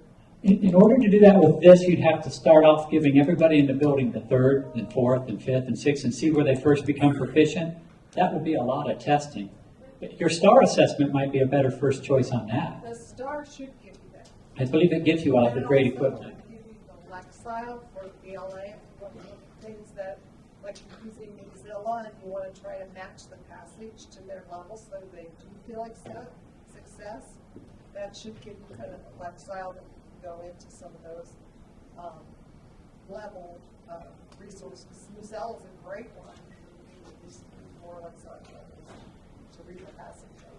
So you're studying cell structure, something you get a level of passage to read. Their readability level gets them some success. It's surprising how much content knowledge they can pick up. I can tell you that the STAR assessment, for when I was reading about it, starts at 4th grade level when they assess the student. And if the student successfully answers those questions, it throws a 5th grade and a 6th, and it keeps working its way up until a student can't anymore. So it kind of does that. And if a student struggles at the 5th grade, then it'll stay there. It's an adaptive test, so it's always looking to see what question should I throw at these students next. That's kind of what I think you're looking for on that. Yeah. Could we pick some of those checkpoint tests for 5th grade or something? Yeah, you could. Checkpoint quizzes out of they have those as the options, like the benchmark for 5th. I mean, you wouldn't get it compared to everybody else, but you would get it at least sort of a sense of, I mean, I've got like multiple students who've got like one question correct in each section. So there's no trend to follow. And so I'm in the same category, same situation of trying to say, I don't want to, throw the kids deep in the ocean and say, hey, go on, you can swim. That's trauma. I think there's some value in that, using the checkpoints that way, because the format is similar. Yeah, so they start to see some problems, like these are going to be some more basic problems, we're going to start with those, but they're going to also remind us to make sure those foundation pieces are in place. I mean, Doris, what do you think? Yeah, but just to be like, you're testing them on something that they have no clue, and by question 3, they already feel like this isn't for me. No, so that's like that. you're not even getting to like, maybe there's a question later on that they can get, No, I think you're right. I think it makes a lot of sense.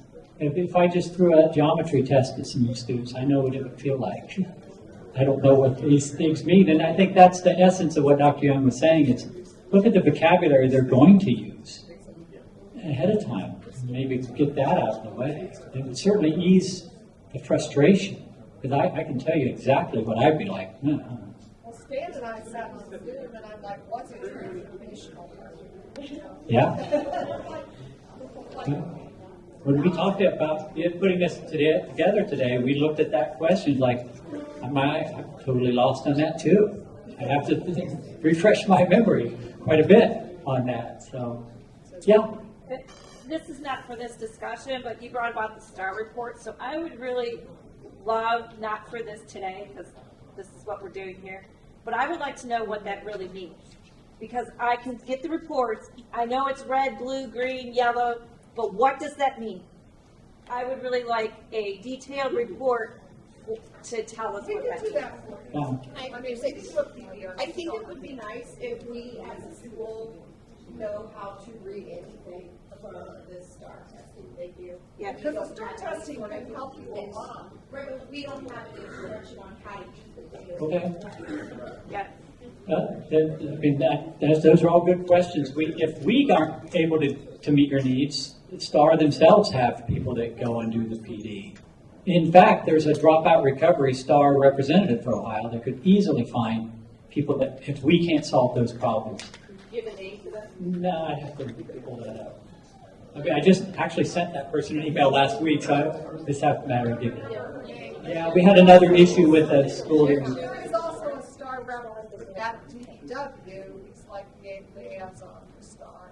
So yeah, I mean, I think the STAR tests are very informative, especially to figure out where foundational knowledge falls down and what you have to backfill with your students with foundational or for them to survive. I think STAR has a lot of good. I think that's the STAR meets what you're asking for a lot better than this would. This would be a nightmare to put together because you'd have so many different kids at so many different levels. And STAR also has some short, you have to pay extra for them, some short assessments. The state pays for the general STAR testing, all of your dropout recovery students, but there are some short benchmark assessments as well. Yeah. I did find out that the portion of STAR that we take and we utilize and give to our students, those reports, there is a test that you can give in STARS that has a better breakdown than the one that we've been using. Yep. That might, again, this is another conversation for another time, but especially the reading portion, there's a reading test that is there and available that we do not utilize. That if we utilize, it will give us a better content per student base than the one that we get that's just general. So that's something that you can look into as well. Yeah, we just figured that out. Thank you. So, STAR Swanson, like a little. and I know there's a lot of assessing, so you have to pick which one, you have to give the STAR for state, that's just the mandated thing, So if we're ready to move on to the CRS, Centralized Reporting System, I'm logged in, and I'm logged into the state site, the DEW practice site, so we can actually see some data as it relates to benchmarks and checkpoints. So here I am this is the screen you're going to see, so we're running live now for the next few minutes on this, and then we'll send that link out. If you need to take a break then, that'll be a perfect time to take a break, and then come back and log into your own site and see how that looks and feels, and if the account's set up right, those types of things. So when I first log into this, I can change the reporting period. Let me tell you how it works, because it is important to know. If I use 23-24 on the state site, there's nothing there, because they built this thing from the year before. So I'm going to go back a year, and I have to look at the actual day that I want to go back in time to, because I want kids that were with me on a particular day. So in this case, if you need to go back to last year to look and see how your students have done, you have to set the calendar year and students that were mine on or before, in this case, June 1st, 2023. It's because these students go into this system, they never really leave. They just get an end date. So I have to say, oh, kids that I don't have, these students are withdrawn, but I can go back and see how they did in the past. Another thing you can do is once that data is loaded, you can go and see how the students did in the past once they're in there. But right now I'm going backwards to a year. I'm going to hit save on this. And again, I can't go over every single piece of this all the way through. It would be hours and hours long. But there's ways to download the results depending on your access. I can manage the test reasons. Those are things like pre-assessment, post-assessment that I showed you earlier. Those are already in the system. You don't need to change those. You can set student how they view. It says you can see it, so forth. You can create your own sub-rosters inside of the system. So let's say you teach ELA, and you have you want to know how the special education students only do. What's their collective score versus everybody else? You can subdivide those in as many rosters as you want. You should be able to do that on yours. You can view and edit rosters that are in there, remove students, add new students. Uploading a roster is not something you would do. On the left-hand side, I see categories of tests. Alternate assessment students, adult testers, alternate OELPA, benchmark, I'm going to select them all. Checkpoint, I'm going to select them all. I'm not going to look at the OELPA, but that's in there too. And I'm going to check all the OST tests. I can come down here and a test of 21 released items, so we're not there yet either. I can set a default, not on this screen for some reason, but you should probably be able to. I'm going to go to the dashboard, and I see nothing. Why don't I see anything? Because, let me go back another month. And hopefully that solves it. It worked yesterday. I'm not getting anything there either, so. All right, that's the joy of working with a live system.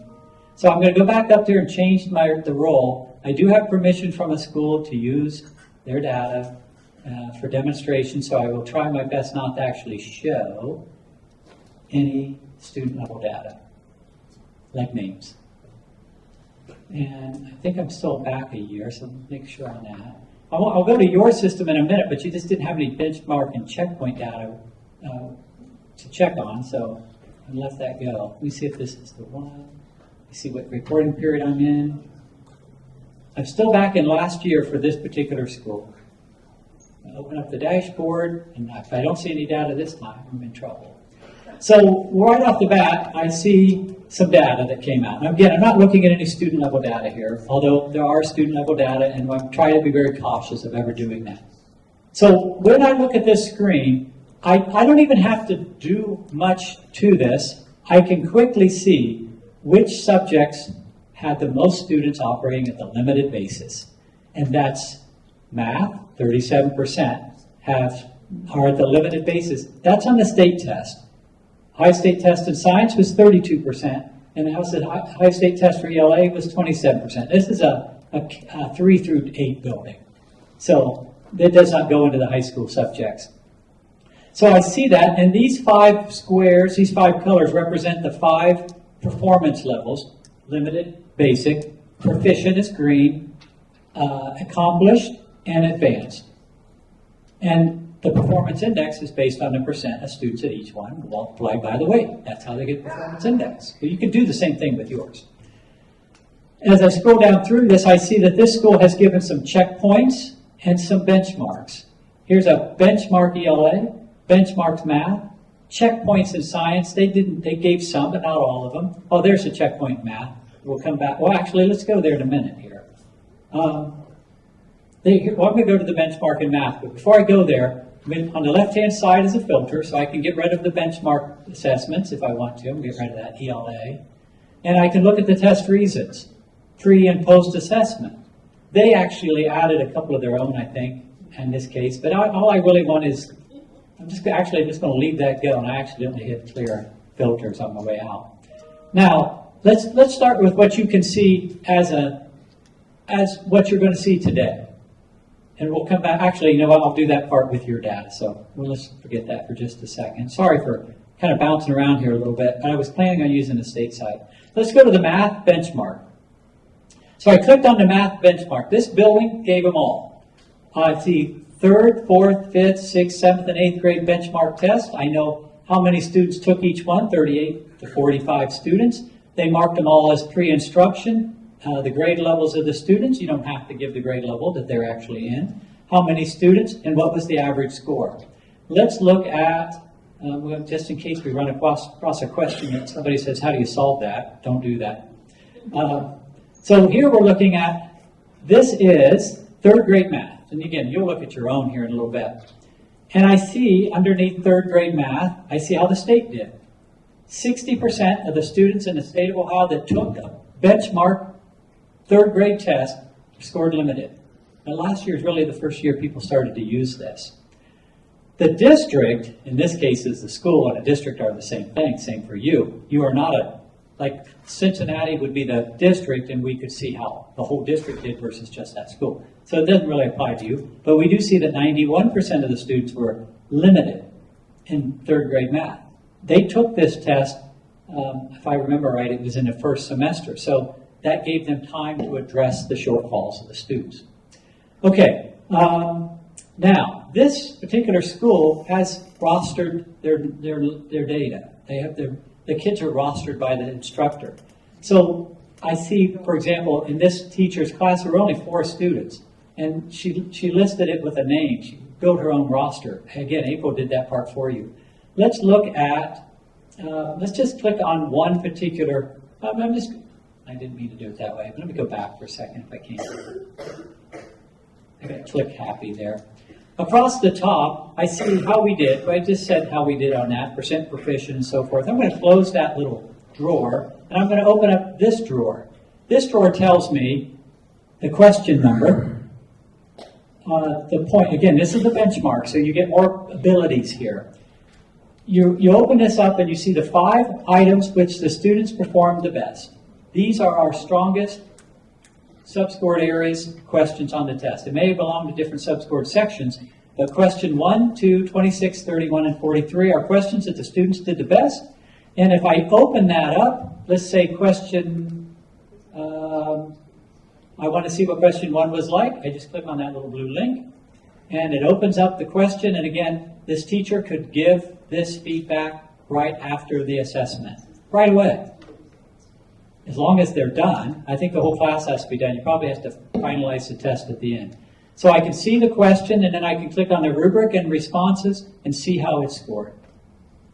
And then I can just keep right on going to the next question. Question number 26. I can scroll right through those, put them on the smart screen, however you feel like you could get the most bang for your buck out of this type of information. And I'm going to sit here and I can scroll through all 5, maybe, of these top questions that your students, in this case, in this particular building, performed. The next drawer on this, I close that one, I can click on, these are the 5 questions that the students did the worst on. They struggled the most. And I can go down and see the average score. Nobody in the school got question 28 right. There was no answer right on this at all. And so it really struggled, students really struggled with this. So I click on question 28, and I can read that question and go through that type of question, say, nobody's getting it. What's the reason behind that? You can do the same thing with your algebra, your geometry, your biology, American history, and so forth. You can go in and see that type of information. This is what I get the most positive feedback, these types of things that they like the most. They're able to do something with the data and actually use it to drive instruction. It was a great thing for the state to have done. Now I'm looking at all of those sub-scored areas. I think we identified fractions in a particular school that might be trouble. Well, these are the questions we went with fractions, and which ones were 2-point questions. They're probably a higher depth of knowledge too, don't have to be. And under this column, performance distribution, there's only 3 levels. The student's either below, at, or above proficiency. That's what the red, yellow, and green represent when you see these screens.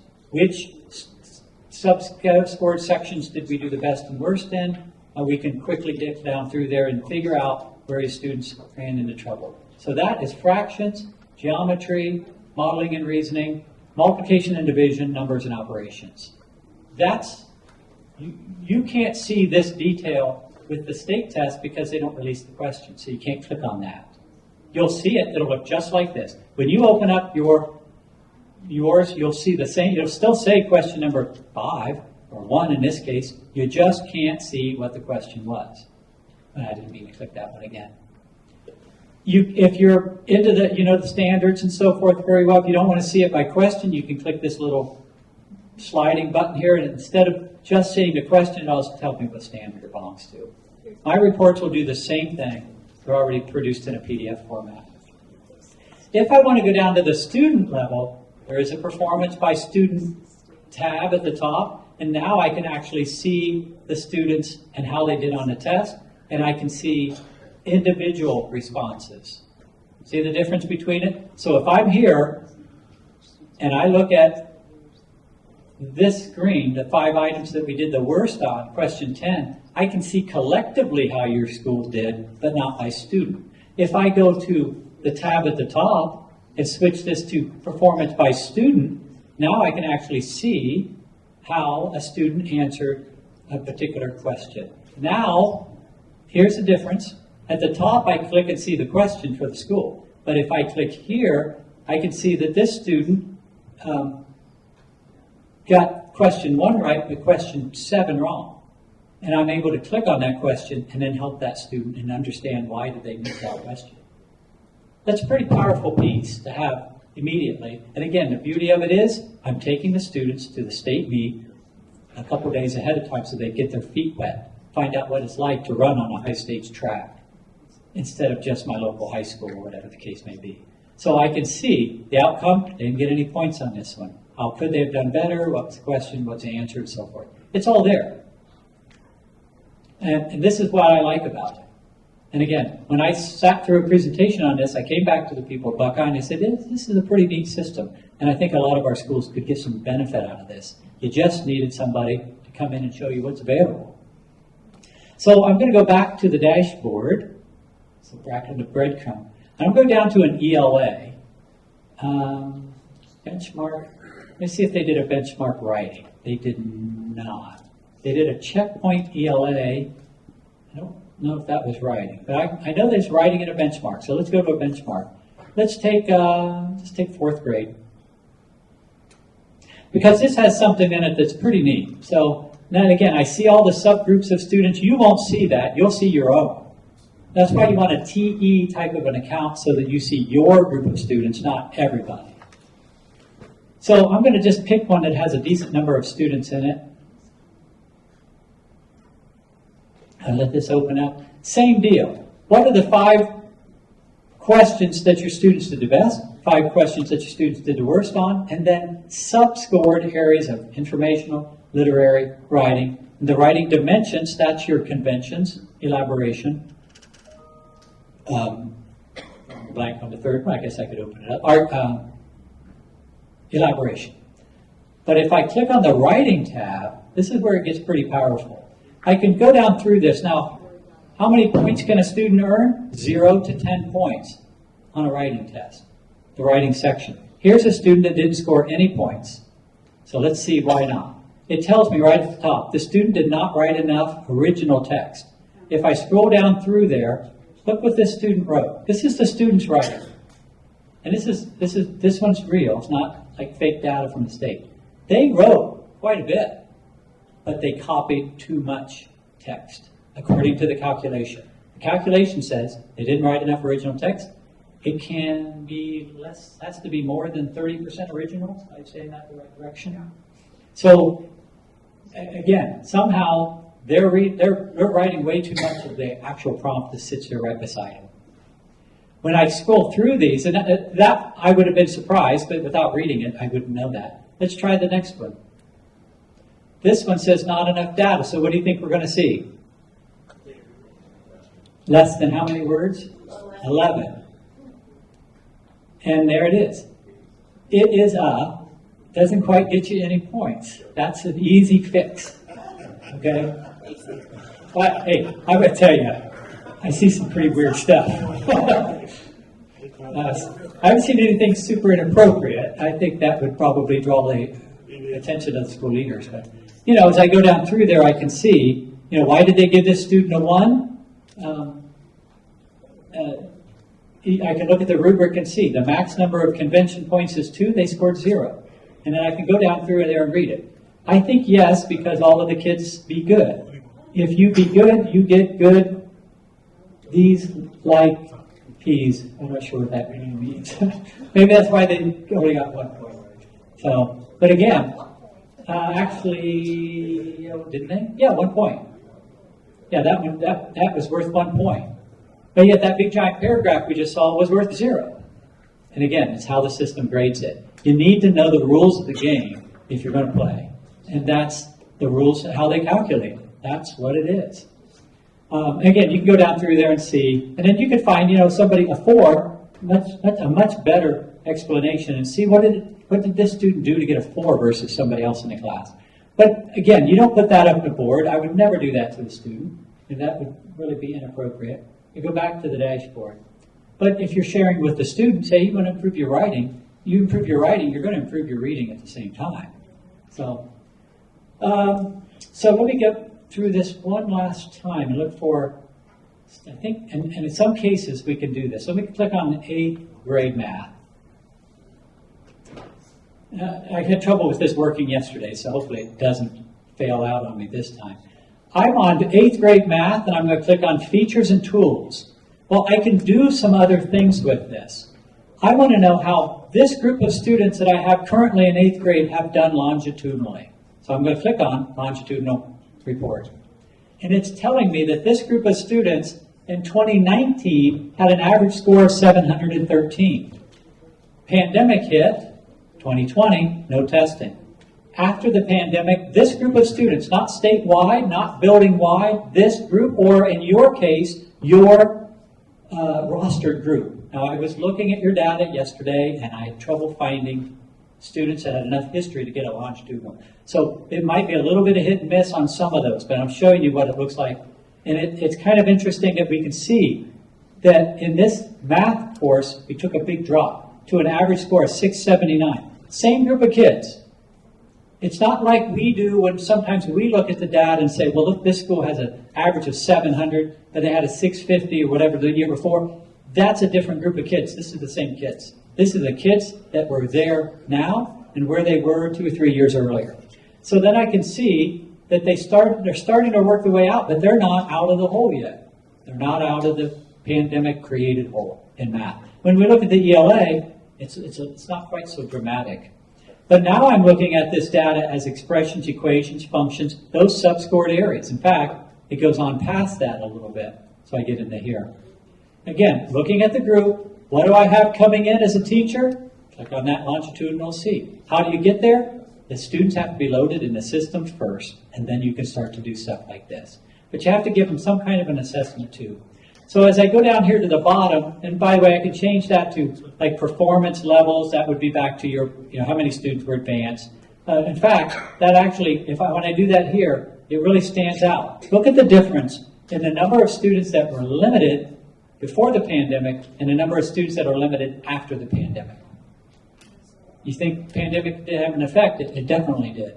And who's going to suffer the most from that? The types of students that you guys are working with that have tougher things to deal with in the first place than the rest of the kids. But these kids do too. They're just younger. If I go down through there, I can see, the average scores and so forth of that type of stuff. You can use this one how you wish.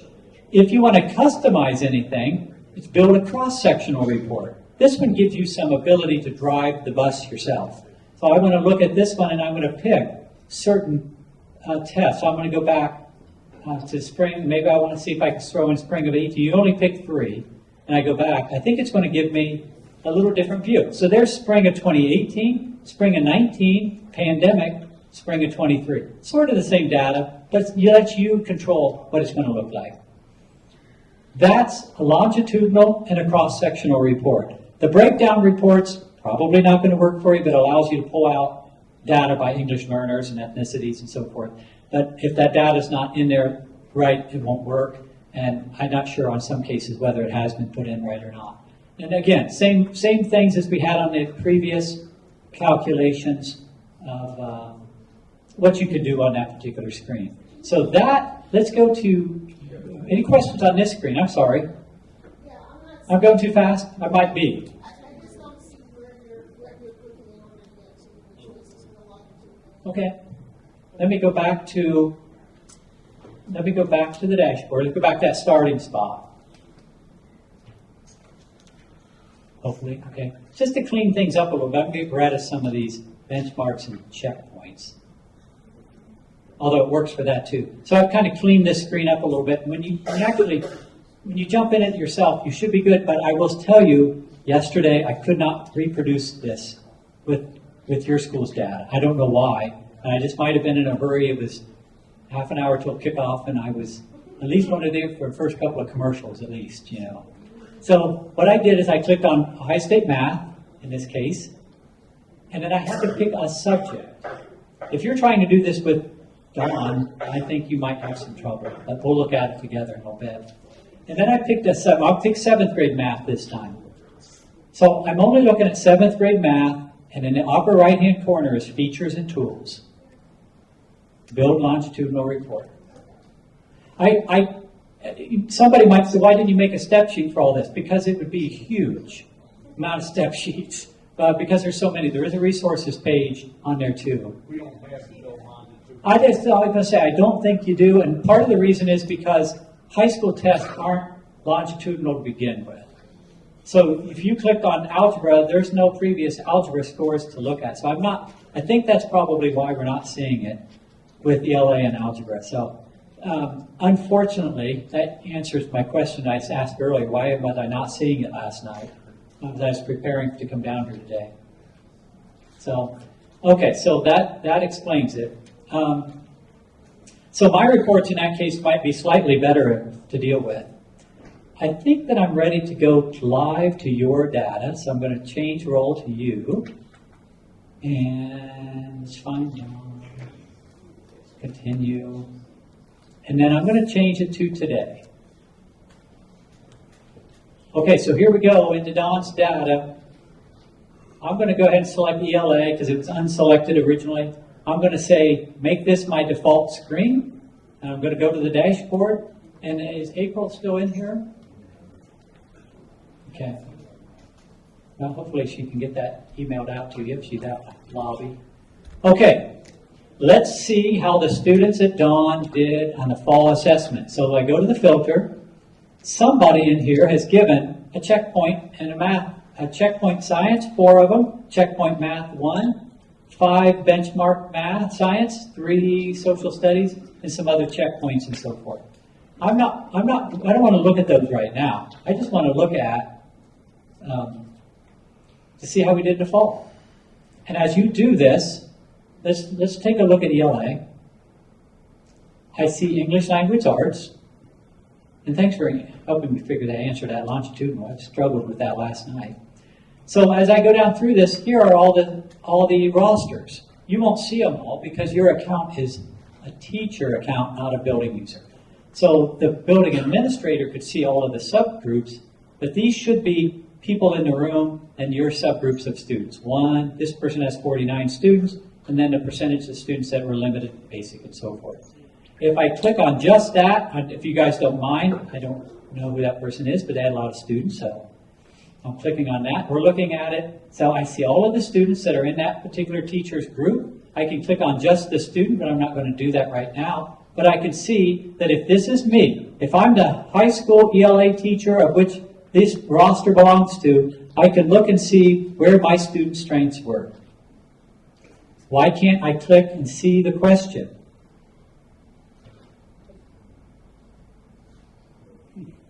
They're not released.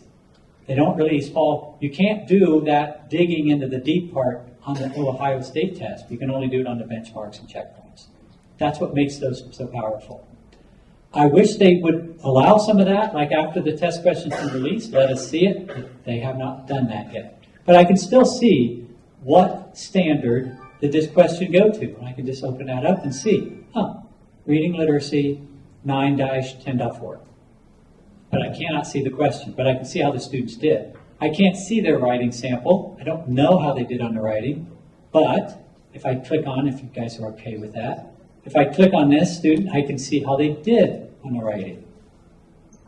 This student was below proficient, scored 3 out of 10. I'm going to close that little window so it doesn't pop up. This student scored 3 points out of 10, so they probably had a 1 on each of those writing conventions. In fact, let's see if we can see that.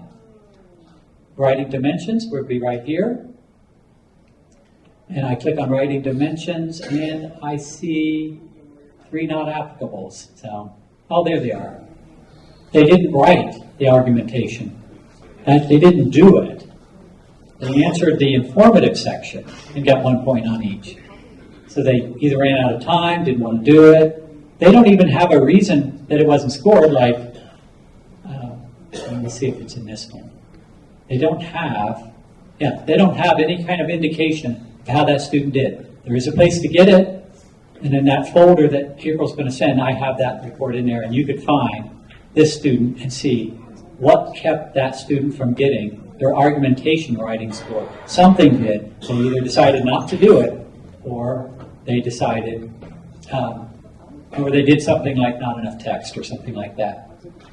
So I'm closing these little windows up, and you'll be able to just kind of drill around there and see your own information. I'm going to go back to the dashboard. If I want to see the checkpoints, I just open up the filter and add checkpoints and benchmarks to it. And I could get rid of the Ohio State test. If you want to go back and see how your students did last year, change the reporting period to last year, no later than June 1st, 2023. So you have to change the year and the day and set it back.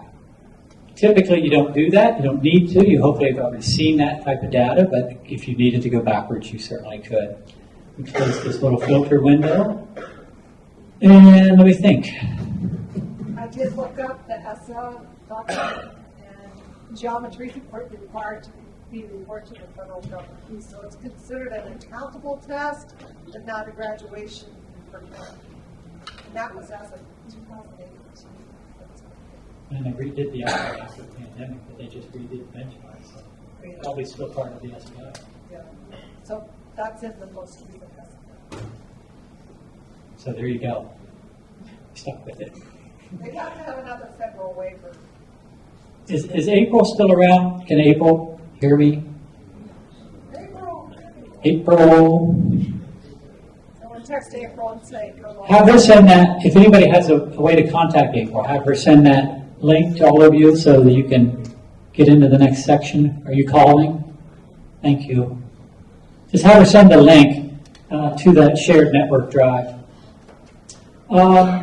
Is there anything else on here? Because I really wanted you guys to play around with it for like 15, 20 minutes while we're still here and take a look at that. I do have something else you can do while we wait for April to send that. And that, oh, go ahead, please. The assessment authoring, like, I think sometimes that would be nice because we could actually see the tests beforehand. Like, we could pick the questions we want the students to go through on the system, and that would help us kind of, you know, like, if you were asking about doing lower grade level ones, like if we could pick the problem. I think you can. And that would answer that question you asked earlier about can we go back and give questions from tests that they're not quite ready for. So maybe you want to give 8th grade questions. Well, but I mean, even like on the EOC, there's a range of difficulty. And if we could pick the bottom third, easiest third questions and have them practice on those and kind of build consistency there, they'll feel more confident to try the next third questions. And they'll also be able to say, I don't know that top third, and I'm going to focus on these bottom, you know, where I can, bottom half where I can do it and maybe get to that point. And Yeah. but I mean, but to do that, we'd have to do test authoring. Correct. So can you help us? With I can that? give you, I can show you the link. I haven't created one because I wasn't set up as a teacher. So every attempt I did at this didn't really end as well as I would have hoped. So if you want to play around with, you're not going to hurt it. Over the left-hand side, there's what they call the waffle menu. Up in the upper left-hand corner, there's 9 boxes. If I click on that, I can go directly to the administration of it. Really, you can do everything from here. But at the bottom is test authorizing. It's making me relog in. I'm not going to take you very far into this because I haven't had the ability to do it. Because I didn't have a class or any of those types of things that you needed in order to find out if it works. But there is a test generator wizard, create new tests, libraries, and so forth. I can tell you that the people that have used it fairly quickly figured it out. The feedback's been pretty good. I just didn't want to jump into something that was a little bit more complicated if you've never seen the system. So, but you can certainly try it, and you can turn them into a PDF or you can administer them online, same as the other test. You get ready to ask a question? I've done this. So you do create new tests, then you can pick up by standard, you can see what they want, and you can direct it exactly what you want, what subjects and everything, and they're short and to the point. I make usually 10 questions, and you can administer them as many times as you want, and it's online. So then the actual Desmos, especially for math, that's in there is already in that test, which is very, very, very helpful. I know the people that are using it do like it because it gives them that customizability that they don't. Otherwise, you just get what they. You can do it for all of the subjects, though. So you could mix and match. I don't know if you can mix and match for a particular like English and math together, but you could do it for all of the EOC stuff. Okay. Because it pulls from those released items. It's the same test bank, but you've got more control on which ones get selected. But the problem I have with the benchmark and or at least the benchmark or the practice test is you can only do it twice. Right. At the beginning and at the end. This one you can do it as many times as you want. And I knew that part. And I knew that you could do it multiple times. That's a limit on the other ones. I think they'll raise that when they get more questions. You know, if they have to pick 50 questions for a benchmark, they can only do that, so far. So you do have somebody with some background in authorizing. Thank you. Do you mind being the go-to person for that? Like I said, I played around with it. I made a 2 or 3 question test. It was not hard. It just was something that I had no end product in mind that I could use it for. How did we do on contacting April? He's sending her link. She's sending it or sent it? He said he was on every channel. Okay, perfect. While she's doing that, I have a feedback. If you don't get the feedback off my PowerPoint, because we can knock this out now while we're waiting on people to send that. If you don't mind, if you have a phone that you can zoom in on that,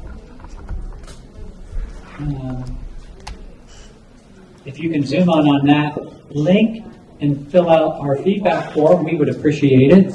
While April is sending that link, and in that link will be that folder that I just shared with you that has all of those release item documents that I made for you. Go ahead. I have one more question. So this just came up. So there is alternative testing situations. What are the requirements for a student to be on an alternative assessment? So the student has to have an IEP and a significant cognitive disability component to their disability. So that would not, for example, a speech-only IEP student would not qualify as having a significant cognitive disability. We're pretty much looking at students who are not legally bilingual, that are either ID, intellectual disabilities, multiple disabilities, or significantly on the autism spectrum, or something of that nature. There is a rubric that the IEP team uses to determine whether the student qualifies for alternate assessment. And the student needs to have an assessment history in order to completely complete that rubric. So a lot of it depends on what is in the student's evaluation team report as to what category of disability they hold. The rubric, I have to say, errs on the side of not qualifying.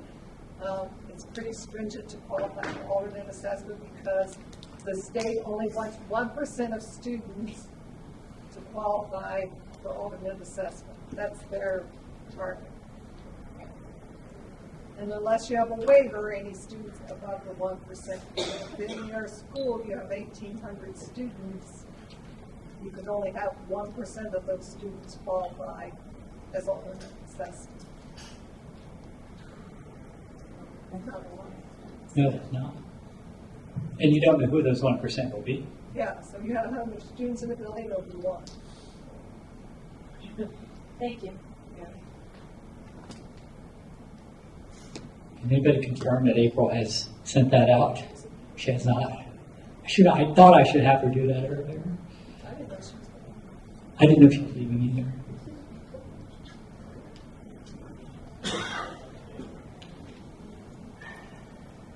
either.